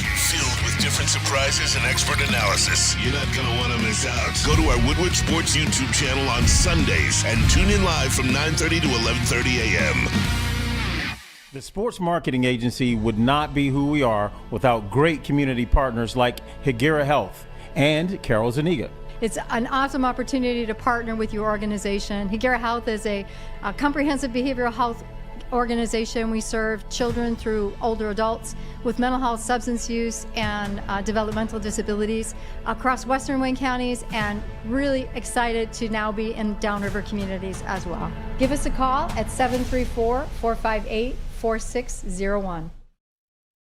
Let's talk about Outdoor Equipment Company, official equipment provider of Woodward Sports. Michigan grown and family owned. Bad boy mowers, tractors, STYL handhelds, and even weed whippers. Liberty trailers, Generac generators, snow plows, and salters. Outdoor Equipment Co. has it all. Buy it, rent it at 0% financing. Delivery to your doorstep. All you have to do is visit OutdoorEquipCo.com.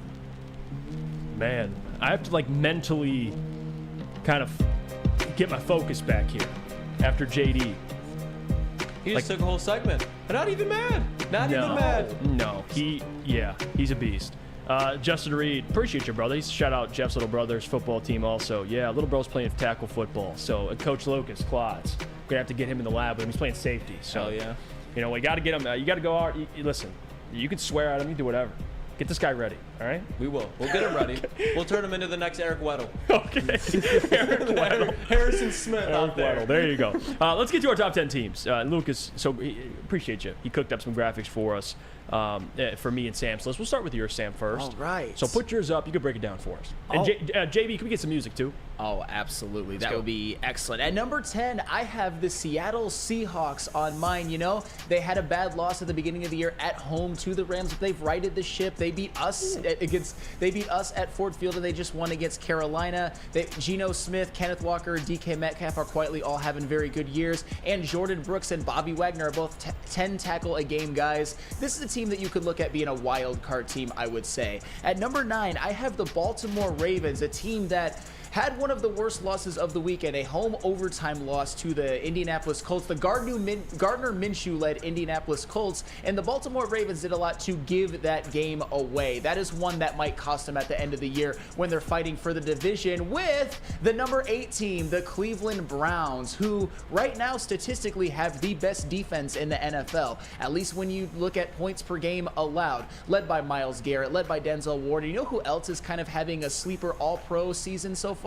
Grant Delpit, the safety, finally coming into his own, and Deshaun Watson just played the best game he's ever played as a Brown. The one reason I don't have him ranked higher, Nick Chubb is out, and that is going to hurt them in the long run. At number 7, I have the Dallas Cowboys, who just suffered another one of their most embarrassing losses of the weekend, going to Arizona, an 0-2 team that is basically openly tanking and losing by 12. And Dak Prescott threw an interception. That offense didn't look very good. That defense couldn't really stop anybody. The one reason that I have hope for them moving forward is because of that defense, because of guys like Micah Parsons, and I also like the Cowboys' weapons. So that's why I didn't drop them too far. They are at number 7. At 6, I have the Detroit Lions, who I even left off the list last week, but they earned it with a dominating 20-6 win over the Atlanta Falcons. And one of the reasons I have them ranked so high is because their defense absolutely showed out. A lot of times against Atlanta, it looked like, against Seattle, it looked like a liability, but they only gave up 6 points to Atlanta. I know it's the Atlanta Falcons, it's Desmond Ridder, but it's still an NFL team. And, you know, we all know what the Lions can do on offense with Jared Goff, Penei Sewell, Amon-Ra St. Brown. And you know who else had the best game of their season for the Lions, which I think will be big moving forward? Aiden Hutchinson, their best defensive player. And at number 5, I have the Buffalo Bills, a team that a lot of people were ready to shovel some dirt on their gravestone after week 1, but they have definitely written the ship, I will say that. Josh Allen has played better since then, although he quietly kind of had a meh game at Washington. But you know why this Buffalo's Bills team is dangerous moving forward? It's that defense. Through the first 3 games, they have 12 sacks and 7 interceptions. That is absolutely spectacular. And I'll tell you what, they're probably kicking themselves that they even lost one game, that game to the Zach Wilson New York Jets. But still, I think they're going to be very good. They don't have Von Miller yet either. They don't have Von Miller yet. And I mentioned 12 sacks in 4 games with no Von Miller, because you know who is stepping up and having a damn good year? Leonard Floyd, who might have a 10-sack season himself. At number 4, I have the Philadelphia Eagles, who we saw last night. I would have them higher, but you know who hasn't quite looked right all season just yet? Jalen Hurts. It looks like he misses Shane Steichen. But that defense, even though they gave up a lot of passing yards to Mac Jones and Kirk Cousins, they looked a lot better against Baker Mayfield and Tampa Bay Buccaneers. Not that hard to do, but that front 7, man, that front 7 led by Jalen Carter, Jordan Davis, Fletcher Cox, Hassan Reddick, Josh Sweat is as good as it possibly gets. And you know who else is having a breakout year? None other than DeAndre Swift. He's second in the league in rushing. I got the Eagles at 4.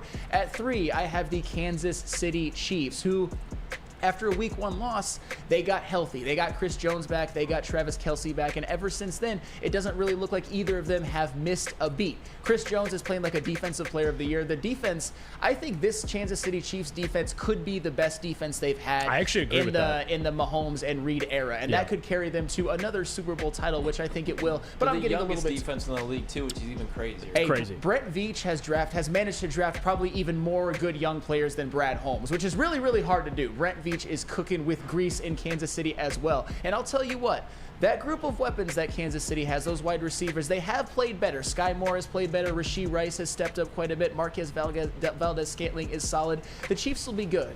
At number 2, I have the San Francisco 49ers because they just look like, for all intents and purposes, one of the best teams in the NFL, and they just continue to do their job. Brock Purdy, Christian McCaffrey, Deebo Samuel, Trent Williams, Nick Bosa, Fred Warner. I mean, I could go on and on and on. Hufunga, and they are undefeated. I don't have to say too much about the San Francisco 49ers, but the one team that I have above them, because I just cannot ignore the number 70 in this. It hasn't been done since 1966, and they were without Jalen Waddle. They looks like they have a running game now. Devon Achane rushed for over 200 yards, and Raheem Mostert was amazing on the ground as well. They rushed for 350 yards as a team, and this is something that the Dolphins have struggled with. And Tua Tagovailoa right now, as much as I hate to say it, if the season ended, he would be the MVP, and Tyreek Hill is one of the best players in the NFL overall. So I cannot not have the Dolphins at number 1. And that is my list, my perfect flawless list, which all of you will agree with 100%, right? Well, we'll throw out my list and we'll compare them here. Okay. So let me break down what I got. And it's a similar list because there's not too much to argue. And here's mine. We'll start from 10 here. 10, Seattle. I have the Seattle Seahawks. And the reason why I had it, and they were higher on my power rankings list, but the reason why, and thank you for that, Lucas. Look at them, just cooking. The reason why I have them at 10 is because of last week's performance against the Panthers. They barely squeaked out of there against Andy Dalton. So you take a hit to me for that. Speaking of taking a hit, Dallas Cowboys. You lose to Arizona, that bumps you from 1 to 9. It's that easy.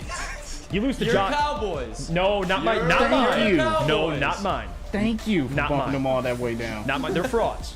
They're Where frauds. they belong. I always knew they were frauds, but again, this is a week-to-week thing, and last week, hey, they were destroying teams. 2 bad teams, but still. They get bumped down to 9. Number 8, Baltimore Ravens, 2-1. You made a great point, because I have Cleveland in front of them as well, contending for that division. And still, now you got the Cincinnati Bengals, who just won last night. Who knows if they can go on a run. Tough division. Still, I like Baltimore, though, as a team. Cleveland, have them ahead of them. Deshaun Watson coming off a good game last week. He deserved. They're a top 10 team. I think Cleveland, hell of a defense. Jim Schwartz is over there eating in Cleveland. Great defensive coordinator. Goofball of a head coach, but great defensive coordinator. And then you move up. 6, I got the Detroit Lions. And as you can see here, they're the 3rd team in the NFC. I only have San Francisco, and I have Philly. That's it. So even for losing last week, to the Seattle Seahawks, they're still, to me, the 3rd best team in the NFC. Some would call me a hater, but still, I have them at 6. Number 5, the Philadelphia Eagles, and I actually made this list before they won last night. So you updated the rankings for me, but still, I'll leave them as they are. I did this before the win, but regardless, they're 3-0. They're still a top 5 team. The reason I have the Bills ahead of them is because they've had more dominant performances. I know week 1 they lost, but the last 2 games, and even just go through the whole season, guys. That defense you brought up, Sam Flannel, in 3 games they've allowed 29 points. The Lions allowed more against the Seattle Seahawks in 1 game. Yeah. Buffalo's defense is legit, and Josh Allen seems to be playing better. We'll see how that turns out. He's going to throw interceptions, but the last 2 games he's played a lot better. And number 3, I have the Kansas City Chiefs as well, Sam, and people would call you a slappy for the Chiefs because of this. I'm with you. You got Chris Jones back. You got Travis Kelce back. You have Andy Reid and Mahomes. You're a contender. You're a contender. You got the pieces intact to be a contender, and even though they're 2-1, that 1 loss is 1 point to the Lions. Without Chris Jones or Travis Kelce, you got to have some context in here. So for that reason, they're 2-1, but they're still a top 3 team to me. Now the difference is I have Miami 2nd, and I'll tell you why. They're 3-0. The 49ers are 3-0. But the 49ers to me have a better roster, complete roster. Miami, offensively, they have the best offense in the league. But their defense, I need to see a little more out of their defense. They got a lot of talent, but still haven't been quite as dominant of a defense as I expected them to be. San Francisco at number 1, the best complete roster. Number 1 defense to me. Offense is humming with Brock Purdy. Kyle Shanahan, arguably, if not one of the best play callers in the NFL. I love San Francisco, and they deserve to be number 1 in my rankings. But that's my list. A little similar, some teams, but I moved a couple teams around because there are some things we disagree with. But what do you guys think? Well, Lucas, don't tell me. We'll get to it. JB, what do you think about both of our lists here? Anything that surprises you before we move on?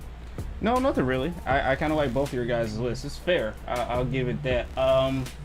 I would drop the Cowboys all the way down to 10. I'm sorry. But you lost to the Cardinals. You lost to a man who uses fireworks as his expressions. So, no, you don't deserve. Josh Dobbs as well, too. Come on. You deserve to be 10. That's it. And the reason why I have Philly at 5, and they're undefeated is because I haven't seen the Philly of last year. I haven't seen the dominance yet. Like, they beat the Bucs, but if you watch that game, it was close for a lot of that game before in the third and fourth quarter they started taking off. Like, it's getting a little too uncomfortable for me with Philly. They had that close game on Thursday against Kirk Cousins and the Vikings. I got to see more out of Philly. They're undefeated, but Buffalo, after that first game, they've blown out everybody. So, like, I've seen the dominance. I haven't seen that out of Philly. I need to see a bigger sample size. The defense looks pretty good, though, with Jalen Carter. But offensively, last night was the first game I've seen Jalen Hurts really look like last year. Airing it out, moving around. He had a couple great throws last night. Haven't really seen it. Hasn't passed for 200 yards once this year, besides last night. But he also had 2 interceptions. The interceptions, but I'm talking about just throwing the football. He had over 250 yards passing. So, yeah, the interceptions, but regardless, that was the first game I've seen a Philly, at least offensively, move the ball downfield. Besides the one they had on Thursday night, they had a pass to Devonta Smith. But regardless, A.J. Brown's getting more involved. I got to see a little more out of Philly before I immediately crown them as a top 3 team. I think if Buffalo played Philly right now, Buffalo wins. I think if Philly played Kansas City, I think Kansas City wins. Miami, I think Miami wins. That's how I make this criteria. They wouldn't beat the 4 teams in front of them, in my opinion. But we'll see. We'll move on. We'll go to break. And then you guys... and this is, again, the power rankings by week 3. I hate it. It's early, so we're just kind of throwing stuff in the air, seeing if it sticks. We'll get to Lucas's list, and he can roast us. The true list. Okay. The true list. The Magna Carta. The Magna Carta. Okay. The Magna Carta. Regardless. All right, let's go to break. But first, we got to hear about our friends from Guardian Alarm. Absolutely. Let Guardian Alarm offer you customized solutions from real experts. Our professional technicians take the time to recommend security and automation solutions specific to your needs. 24/7 professional monitoring. Call us anytime, day or night, and know that a Guardian team member will stay on the phone as long as needed. Technology backed by people. Your safety and security deserves technology that's been proven to work and people who have been proven to care. Give them a call at 1-800-STAY-OUT. That's 1-800-STAY-OUT. Guardian Alarm, your local security experts.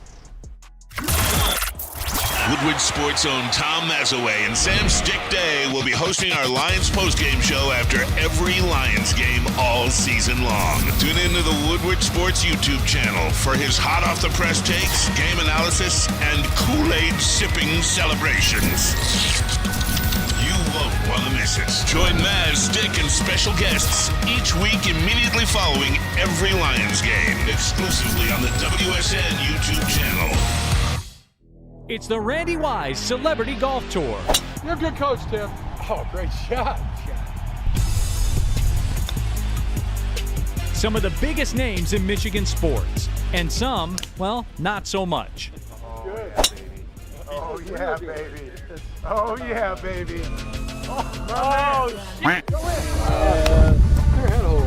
Watch episodes at woodwardsports.com. Come hang with the Woodward Sports crew all throughout football season on Saturdays and Sundays. Join our college football and Detroit Lions live watch parties. Inside the 5, caught, end zone, touchdown, Detroit Lions! With money on the line, featuring different special guests and surprises. Start times will vary depending on the game. Only on our Woodward Sports YouTube channel. For over 60 years, Fairway Packing Company has provided Michigan's finest restaurants, hotels, and casinos with prime beef, Wagyu beef, and dry-aged beef. Experience the Fairway difference for yourself. Visit their steak shop in Grosse Pointe Woods for go and grab steaks, or, as always, order online at fairwaypacking.com. We're back. It's the Morning Woodward Show here on the Woodward Sports Network. I see a couple people already kind of butthurt with both of our lists. Brandon Katz bringing up Dallas. Brandon, you do realize that Dallas just lost to Arizona. Did you see Dallas's offense inside the red zone? Come on, man. Like, it sounds great, Brandon. Like, it's cute, everything. It's great. But go watch the games. And against who?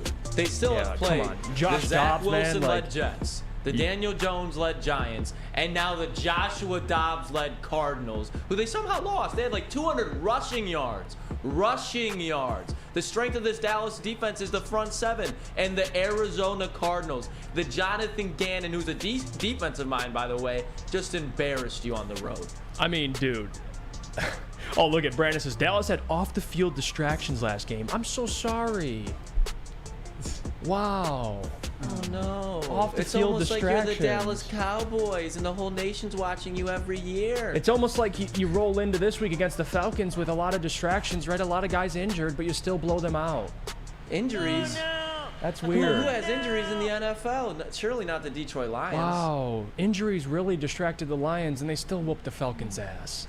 That's weird. Okay, let's move on. Okay. I'm sorry, Brandon. My condolences. Sam Flannel, could you tell the people what they need to know? Absolutely. And if you want 100% approval rating, you got to go with the Lions pregame show. You know why it's got a 100% approval rating? Because that guy right there, Jeff Iafrate, is the El Capitano, and that very handsome guy in the bottom right corner is not on the show. The Woodward Sports Lions pregame show returns for another season of Lions football. Join Woodward Sports host Jeff Iafrate with weekly special guests on the Woodward Sports YouTube channel. Whether you're sipping the Kool-Aid or kicking and screaming same old Lions, you will not want to miss this show. It is live in just 2 more days. I feel like we just did one of these this Thursday at 6 p.m., getting you ready for the Lions' big matchup at Green Bay. Join us all season long for an action-packed Lions pregame experience. Look at that. Why you always lying? I need to go back and watch the Jeff and Neil show. The beginning was hilarious. Yeah, there's a lot of banter in that show. Go check that out. We'll have another one. Banter. It'll be me, Booner, Lucas Klotz, and Michael Gentry this week. We'll be fired up to do it. We'll be holding it down. We'll be holding it down on Against Thursday. the Packers before Lambeau. We'll get the pregame stream started a little bit earlier in that, or the live game stream started a little early in the booth for the pregame stream. Yeah, no doubt. Lucas, it's your turn now. Roast us. Show us your list. What do you got? The all-knowing list. The actual correct list. Here it is. All right. Listen, I'm with Jeff. 49ers, to me, as I adjust this for myself real quick, they're still the clear top team in the NFL. I understand the Dolphins just put up 70, but the Broncos for the past 2 seasons have been an absolute joke, okay? Nothing changed there as far as the Broncos being a joke. Now, Dolphins are very capable, but 49ers on defense, take it from me. Right behind them, I got the Dolphins. 3, the Chiefs. I understand Lions beat them, but we can't just ignore like they're not the former Super Bowl champions who didn't get Travis Kelce and Chris Jones back. This is the one I almost put the Lions above the Eagles, and here's why. Ooh. Because to your point, the Eagles front seven, dominant. Eagles offense, shaky. Eagles secondary, shaky. I think the Lions, if they were to play them right now, would definitely put up a fight. I would give a slight edge to the Eagles as of right now. But the best 2-1 football team in the damn NFL is the Detroit Lions. If you go and look at the rest of the team, who did the Bills lose to? Zach Wilson and the Jets. Who did the Cowboys lose to? Joshua Dobbs and the Arizona Cardinals. Who did the Seahawks lose to? Puka Nacua and the LA Rams at home. Baltimore Ravens just lost to the Colts. The Browns just lost to Kenny Pickett and the Steelers. The Detroit Lions are by far the best 2-1 team in this league.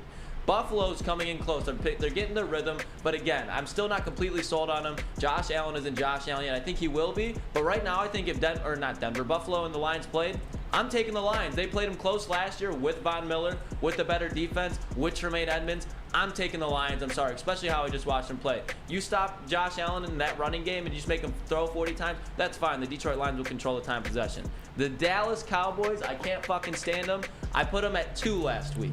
So I'm going to drop them down to 7, just for the plain fact their front 7, it's terrifying. And if they were to be playing against the Seattle Seahawks, who I put below them, I think Geno Smith would be running for his life. That's the only reason I have Dallas there. I think you could say the same thing with Lamar and Deshaun Watson. But the Seattle Seahawks, they are the Seattle Seahawks of old. They are going to be pushing the San Francisco 49ers for the NFC West title. That's another reason why the Detroit Lions are still the best 2-1 team in the league. They lost in overtime to what will be a playoff team. Baltimore, tough loss. But like you just said, Flannel, they kind of gave that game away. They were preparing for Anthony Richardson. all through this, and now they got Gardner Minshew. That's going to shake up the game plan, and Zach Moss was playing on another level. So Baltimore's there, and finish it off. The Cleveland Browns at 10. I love their defense, but I still am just not sold on Deshaun Watson. I understand that he looked good, but for him to look good for 17 weeks of a season, win a division, I don't have confidence in that. So that's my list. The only problem I had with your guys' list is you guys not putting the Lions above the Bills. That's me. That is where I was just like, it's the Buffalo Bills. It is you. They've been great. They've been great. Give me the damn Lions. Give me the Lions. I think the Lions would just be a terrible matchup for the Bills, honestly. Let's just try and be objective here, because I don't want to sound like, because I gotta watch what I say, because I'll be called a hater if I question your wisdom here. The ball knowing skills. Technically, Dallas is your Cowboys. As of right now, it would look like. But let's not forget who had them at number one. Okay. Number one last week. I'm sorry. All right. I hate the Cowboys, and for 1 week I gave them credit, and it came back to bite me in the ass. That's my fault. I take accountability for that. But Lucas, let's be real here. Neutral field. Neutral. Buffalo, Detroit. I think Detroit keeps it competitive. I'm 100% with you, but Buffalo's a good team. Buffalo's and the Lions a great are a good team. They are. Let's seriously think about this. Buffalo's defense is what it would be the main factor in the Detroit Lions, because you got to stop that time of possession. The Lions will be able to run all over Buffalo. They would. And when you go to weapons, they got Stephon Diggs. We got Amon-Ra St. Brown. If you're going to take it later in the season, we got Jamison Williams. We got Emmanuel Mosley coming back. I mean, the Lions were in this game last year on Thanksgiving. You could say that the Lions got better, and the Bills, they've gotten a little bit worse personnel-wise. I'm sorry. My problem is this, okay? Like for example, the Lions beat the Chiefs week 1. Why not have the Lions over the Chiefs? Just to the point of, I still think that's the one team where you can say, okay, that's the Super Bowl champions. I'm going to take them. Patrick Mahomes, the best player in football, arguably another top 5 player in football in Travis Kelce, and a top 10 player in Chris Jones. So couldn't I say, well, the Bengals... And they just put up 45 on the damn Or excuse me, the Bills, not the Bengals. The Bills, couldn't I say, well, they have Josh Allen, a top 3 quarterback. They have, a defense that's allowed 29 points in 3 games, and they've made it to the AFC Championship game. Like, couldn't I bring those points up too if you're going to use that with the Chiefs? You could, but who's constantly beating the Bills? The Chiefs. The Lions just beat the Chiefs, and not to mention, it goes back to the whole. Well, they took 7 seconds. If we're taking it right now, I'm still looking at the Bills just lost to Zach Wilson and the Jets. I'm taking a loss to Geno Smith over a loss to Zach Wilson every day of the week. Yeah, no, that's fair. The records are the same. I'm looking at the loss. If the rosters, I'm sorry, they're similar in skill. I understand that the Bills might have upper echelon talent and Josh Allen and Stephon Diggs, but when you start going, okay, now, but where are the Bills' weaknesses? You go, I don't know about that. The Lions are built more organically. I like the Lions' offensive line a hell of a lot more, too, not to mention. I like their running game more. I like their defensive backfield outside of safeties. I'll take the Bills' safeties right now just because I have Jordan Poyer and Micah Hyde, 2 Pro Bowlers. But if you were to leave Kirby Joseph, C.J. Gardner-Johnson, Brian Branch healthy, I'll take that every day of the week. Really? Over the Bills' safeties? If you were to have the Lions' safeties like that were going into this year, C.J. Gardner-Johnson, Brian Branch, Tracy Walker, yeah, I really would. But they're more athletic. I would say Micah Hyde and Jordan Poyer, they're still great players, but they're going to be coming on their decline soon. Yeah, they're 30s, but they had a hell of a career. Micah Hyde, 419 guy, by the way. But if you just talk about where this team is going, I have more faith in the Lions going like this than the Bills somehow going like this. I just think it's a much more difficult path for the Bills, in my opinion. What do you think, Sam Flannel? No, I think you're undervaluing the Bills just a little bit, and maybe overrating the Lions. Just 5. It's one spot. It's one spot. You got them at 6, but you're acting like, I mean, the Lions are not the best 2-1 team in the NFL. I'm sorry. I truly think they are. Well, he has the 2-1 in the NFC because Kansas City's 2-1. They're above them. So you mean best 2-1 team in the NFC? Oh, yeah, my fault. But regardless, but to Lucas' point, he's confidence. No, I like the Bills, I think, more than even you guys here, because you know what else they have this year? At least so far, I know it's a very, very short sample size. James Cook looks like the best running back that Josh Allen has ever played with. He's balling out. He is. Finally. But it's just to my point of, like, if they were to go head-to-head against the Lions, okay, James Cook, we just saw what Bijan Robinson and Tyler Algier just tried to do against this Lions offense, and the Falcons' offensive line is better than the Bills' offensive line. But I could argue we saw what Geno Smith did against the secondary. Like, you don't think Josh Allen wouldn't pick you apart? And he's more mobile. I think Josh Allen takes more chances Geno Smith is way more conservative. Now, obviously, they can create more big plays, but we watched what happened against Josh Allen last year. This defense was able to keep the offense in the game, and this defense got better. Right. It comes down to that. That Thanksgiving game showed me a lot, especially not saying a lot for Buffalo, but showing me how Detroit can play up to better teams. Like, if Detroit were to be playing Buffalo right now, I would be willing to bet on Detroit. Yeah, I'm sorry. I don't think it'd be a blowout, like to Lucas's point. I think they'd be in the game. I think me and Sam just kind of value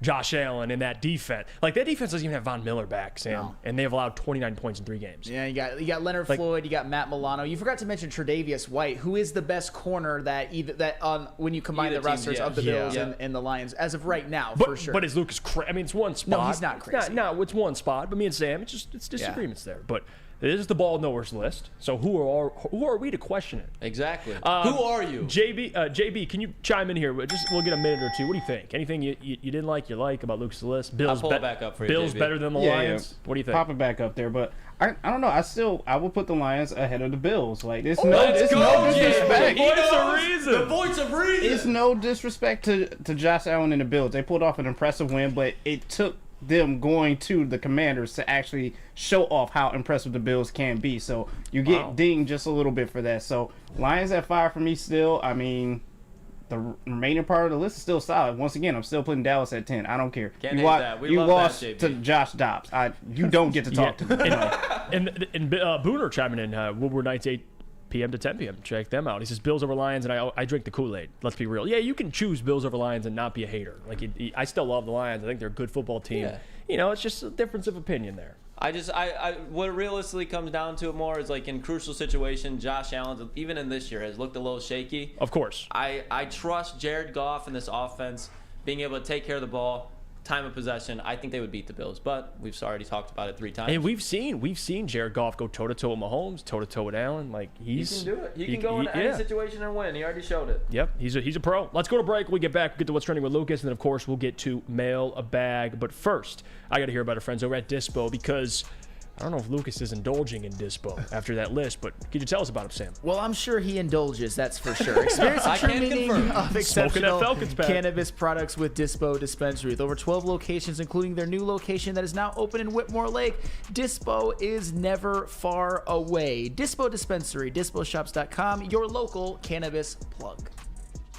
Join Woodward Sports' own Jeff Iafrate, along with special WSN guests, for the most anticipated Lions season in decades. Filled with different surprises and expert analysis. You're not going to want to miss out. Go to our Woodward Sports YouTube channel on Sundays and tune in live from 9:30 to 11:30 a.m.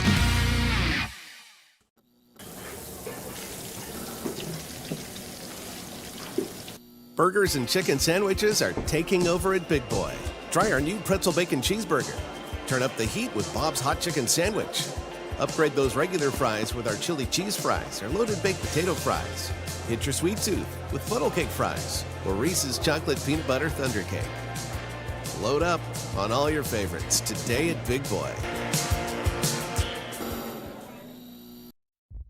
Brace yourselves, Detroit. As the sun begins to set, 2 of Woodward Sports' brightest young stars will be taking the mic for a brand new show. Woodward Nights with Spooner and Broder. The dog days in Detroit are over, and the boys are unleashed. Join in on the banter and hop on the bandwagon of the #1 night show on the internet. Tune in to the Woodward Sports YouTube channel every weeknight from 8 to 10 p.m. Woodward Nights with Spooner and Broder.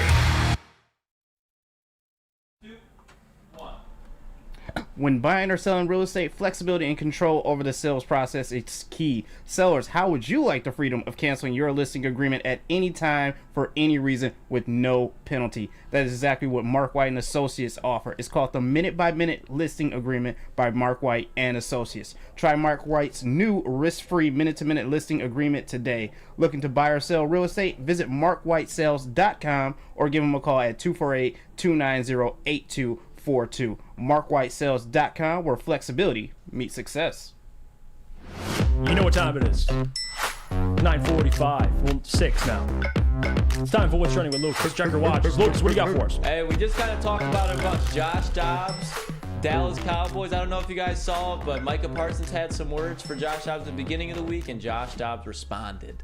Josh Dobbs, I'm putting him on a bulletin board. I'm throwing darts at him. Go Cards. So I don't know. Josh Dobbs, he said go Cards. But Micah Parsons earlier in this week on his podcast was saying that he's got Josh Dobbs and the Arizona Cardinals on his bulletin board. They're going to feel the pain. They're going to see what Micah Parsons is all about. So we just kind of talked about it a little bit, but kind of expand. I want your guys' where are they now? The Dallas Cowboys. Where are they currently at? Jeff, where are your Dallas Cowboys at compared to the rest of the NFL? No, I'm not. They're not my Dallas Cowboys. All right, I had them one week on a power ranking. I had them one, and it was close between them and the 49ers. They're now the bottom of my top 10. And I tried to be consistent with this. I gave in last week, and I felt like I had to give them flowers for the first 2 games. And man, Dallas did what they always do, and they looked at me and said, "Psych, bitch. We're losing to the Cardinals." Yeah. Josh Dobbs. Now that video by Josh Dobbs, by the way, like there ain't nothing wrong with it. It's just kind of corny. Oh, 100%. But he had to say something. He had to say something. I mean, yeah, I get. I shout out to Josh Dobbs, by the way, from a guy who was floating around practice squads last year to starting now. Starting over Clayton Tune. Keep that out of the airways. I'm just saying. Sam Flannel, what do you Tune think? will get his time. All right. I mean, hey, if Josh Dobbs keeps playing like he's playing, Kyler Murray might have to. No, I'm kidding. That's when he goes back. But Dobbs is coming. Yes, Kyler Murray. The Dallas Cowboys. Here's the thing: when you lose in that manner, when you go to a team that we're talking about as a 3-win team, a 2-win team, a 1-win team, Jonathan Gannon being a 1-year head coach, if you go to that team and lose by double digits, you're going to get clowned. You have to kind of reset the expectations on your season. So yes, I expected the Cowboys. Thank you. Shout out to Jonathan Gannon, by the way, because getting your first win in the NFL, that is no small accomplishment, especially when you have such a talent gap between the team you're facing. So I would say the Cowboys, to me, they are probably a wild card team at this point. But if they keep playing like they're playing, and the Trayvon Diggs loss, although I'm not as high on him as some, that might hurt them a little bit. But I'll tell you what, Micah Parsons is still coming. He's still going to have a 20-sack season, although he has lost his lead in the Defensive Player of the Year race to one TJ Watt, who just keeps racking up sack after sack after sack. He might break his own record. Yeah, he's a stud too. And shout out to JJ McCarthy, Michigan quarterback, joining the chat. He says, "Love my morning wood." So that's big time. JJ we McCarthy. love you too. JJ McCarthy, fan of the show. I'm honored, man. The JJ McCarthy. But another thing that we saw over the weekend. Yep. And I think we'll officially be done talking Lions and Falcons after today. But I don't know if you guys saw this little stat here, but Jahmyr Gibbs had more rushing yards than Bijan Robinson did total yards. So my question, and I think we all kind of agreed, we all said Bijan Robinson is the better running back between these two. We're not going to go back and say, oh, we didn't say that. We're all going to have accountability. We said Bijan Robinson is better. Does that statement still stand following this game? For me, it does. It does.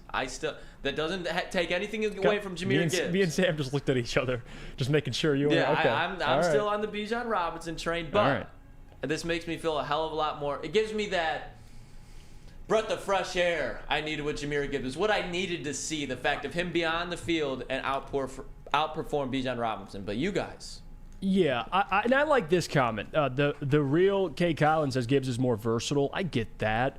But me and Sam are in line thinking here, like, Bijan's that dude. Like, he is that dude. I mean, you said he'd be the best running back in the NFL or in the NFC. I forgot which one you said. I said he would lead the NFC in rushing. That's not looking so good, but Christian McCaffrey's on God mode right now. He is, but still, like, that's the expectation for Bijan. I think Jahmyr and how they're utilized are so different, so I hate comparing them.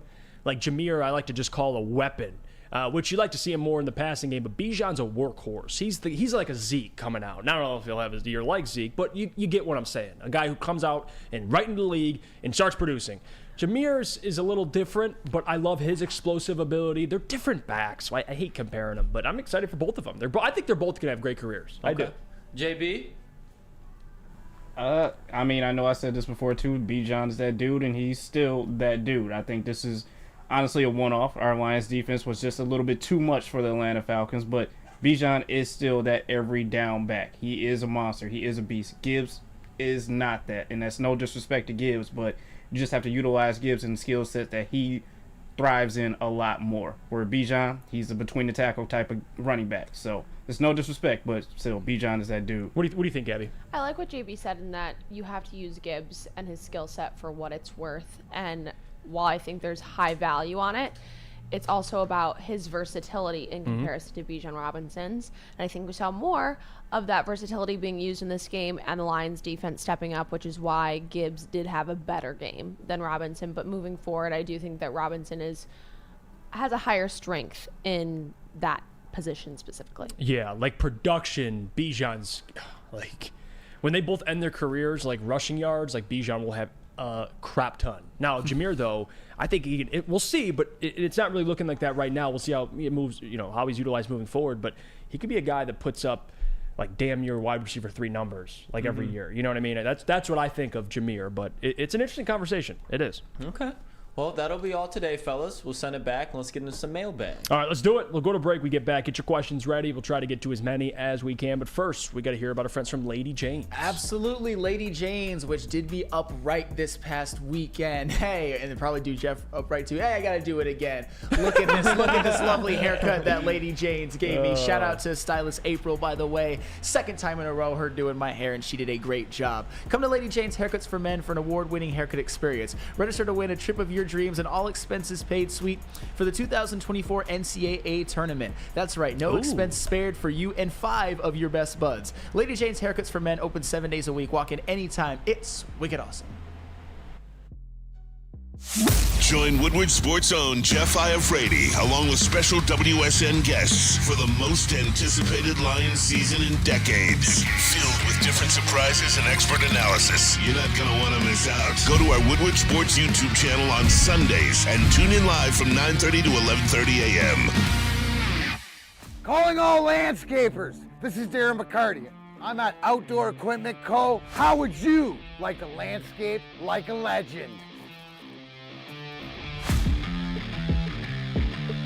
How about a bad boy zero turn? And even a chainsaw.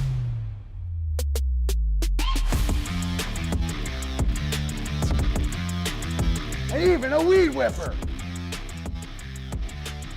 So register today at OutdoorEquipCo.com, and even you could have DMAC on your landscaping crew. Brace yourselves, Detroit. As the sun begins to set, 2 of Woodward Sports' brightest young stars will be taking the mic for a brand new show. Woodward Nights with Spooner and Broder. The dog days in Detroit are over, and the boys are unleashed. Join in on the banter and hop on the bandwagon of the #1 night show on the internet. Tune into the Woodward Sports YouTube channel every weeknight from 8 to 10 p.m. Woodward Nights with Spooner and Broder. Play, practice, and party at 5 Iron Golf, downtown's newest sports bar. They got 13 TrackMan simulators, certified instructors, and most importantly, full bar and restaurant. We'll be down there this Thursday. We'll be here at the pregame show, but we'll have some bodies out there at 5 Iron Golf holding it down for us, participating in their golf league. If you mention promo code Woodward at checkout for 50% off your first visit, it's worth it. And you can visit 5irongolf.com to tee up good times, whether you're a serious golfer like DMAC or you're there for good times like Sam Flannel and me. It doesn't matter. 5 Iron Golf is the spot for you. That is 5irongolf.com to tee up good times. Let's get to mailbag. We'll start us off with Funky here. Shout out to Funky, man. Very valued member of the program. Legend. He says, mailbag, I got one question. Who has the best accuracy? A, Fields, B, Love, or C, random Stormtrooper? I think there's an argument for the Stormtrooper. I do. The Wilhelm scream. Because you watch Star Wars. Worst aim. Because when they shoot, it'll at least bounce off of something and then hit someone. It's in the general vicinity. So I guess there's an argument for the Stormtrooper. I'll go with the Stormtrooper. I think it's a fair argument. It's Jordan Love, guys. Come on. It's Jordan Love. All right. It's your opinion, Sam. That's your hero now, Flannel. Yep. Jordan Love. Now he's my hero. See how he does that? Yeah. See how he does that? All right. You're quick with it. Steve-O, mailbag Sam, where's your Travis Kelce jersey? Better get one. Maybe that's why he's got the red flannel on today. Yeah, no. I am a Lions fan. I was happy when they won. I just, Travis Kelce is the greatest tight end to ever play NFL football, and I do root for the Chiefs when the Lions aren't good. And I still think they're going to win the Super Bowl. But no, I don't really buy jerseys. I don't really wear jerseys. I have to wear flannels every day, actually. So no room in the closet for a jersey. Look at this. The away fan. Mailbag. Swift looked pretty solid for the Eagles last night. Do you guys think the organization regrets letting him go? Also, how do we feel about wearing number 0? I think it's pretty silly. I'll start with the second question first. Number 0, and I've said this. I don't really care about. I don't really care about numbers. To me, I know like numbers for players, especially when you're playing sports, it makes you feel better when you got your number, your preferred number. My number is always 7. I like that number specifically. You feel better when I'm wearing it, of course. But at the end of the day, like it's not like I look at a guy's number and be like, that's weird. Like, that number stinks. Like, if he's producing, I don't give a damn what he's wearing. You wear 69. If you're putting up 1,000, sucks. Like I've always that. hated that number. Like that. Like I don't really like. Who cares? Ugh. I think the player makes the number. Sometimes. If you're wearing number 38. So if Sam Laporta was wearing 38. Sam Laporta would never wear 38, though. He knows better. I'm just saying. He knows where to know where to 87. I'm just saying. And then the away fan says, right, but 0 isn't a number. Well, I guess that's fair. And the question about DeAndre Swift, no, I don't think they regret it because that was the inevitable.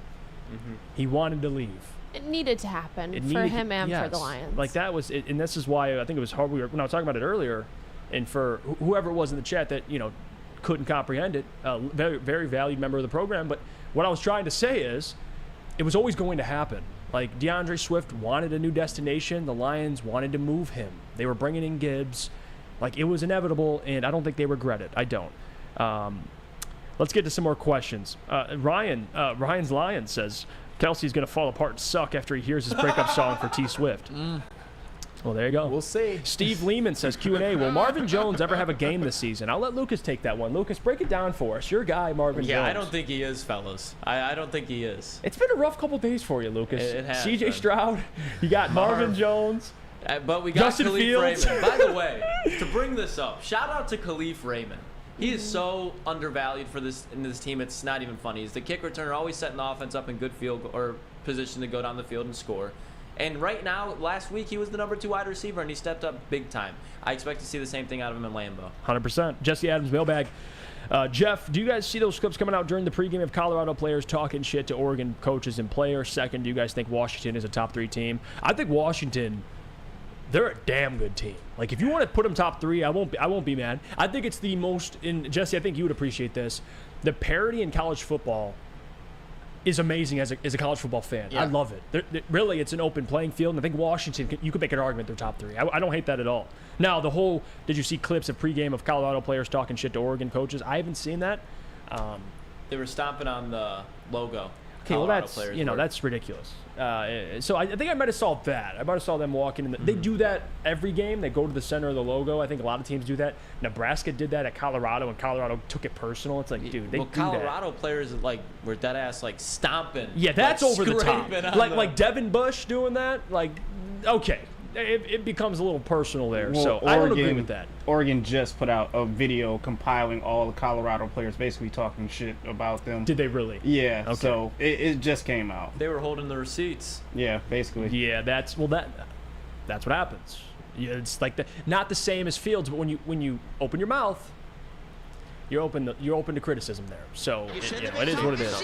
I didn't know you were allowed to say anything but they're perfect little angels over at Colorado, or else you're gonna get demonized. I don't know. I'm just saying. No, well, I have a problem with the Deion slander. It's the players. I agree. Like some of that stuff's ridiculous. But the Deion slander, like people taking a victory lap even though their over under was 3.5 and they already are 3-1.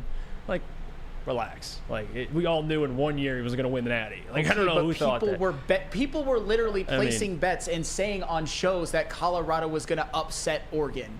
So I mean, and they took that ass. Well, those whooping. people deserve criticism. Like I thought they'd keep it closer than 21 points. That was the spread. And they got blown out.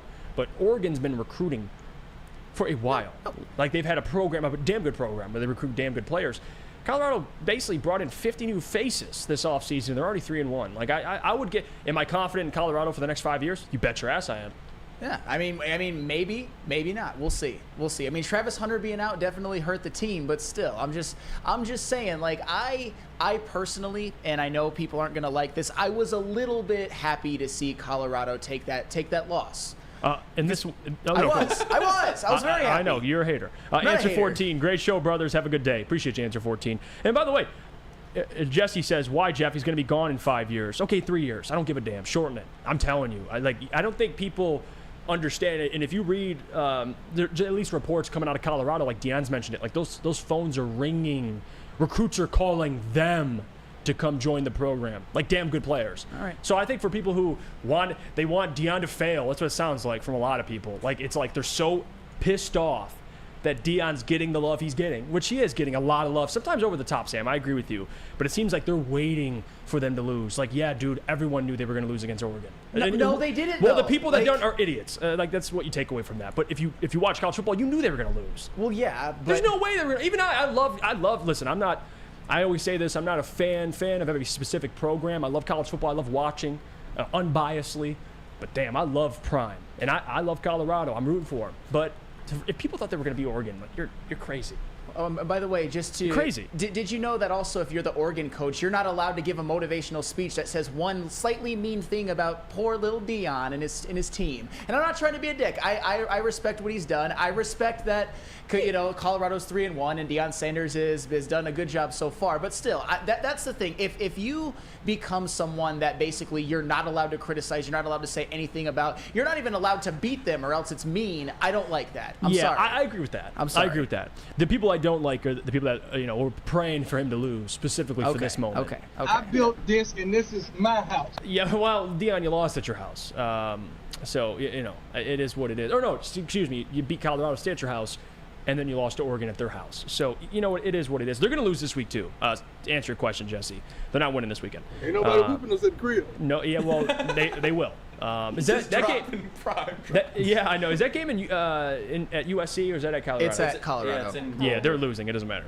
Ain't nobody whooping us at the crib. Yeah, well, they are, Deion. I'm sorry. We'll end the show here. Appreciate you guys for joining, tuning in, supporting the program. Again, it's a ton of love. I know I say this a lot, but the Morning Show audience is goated. Yeah.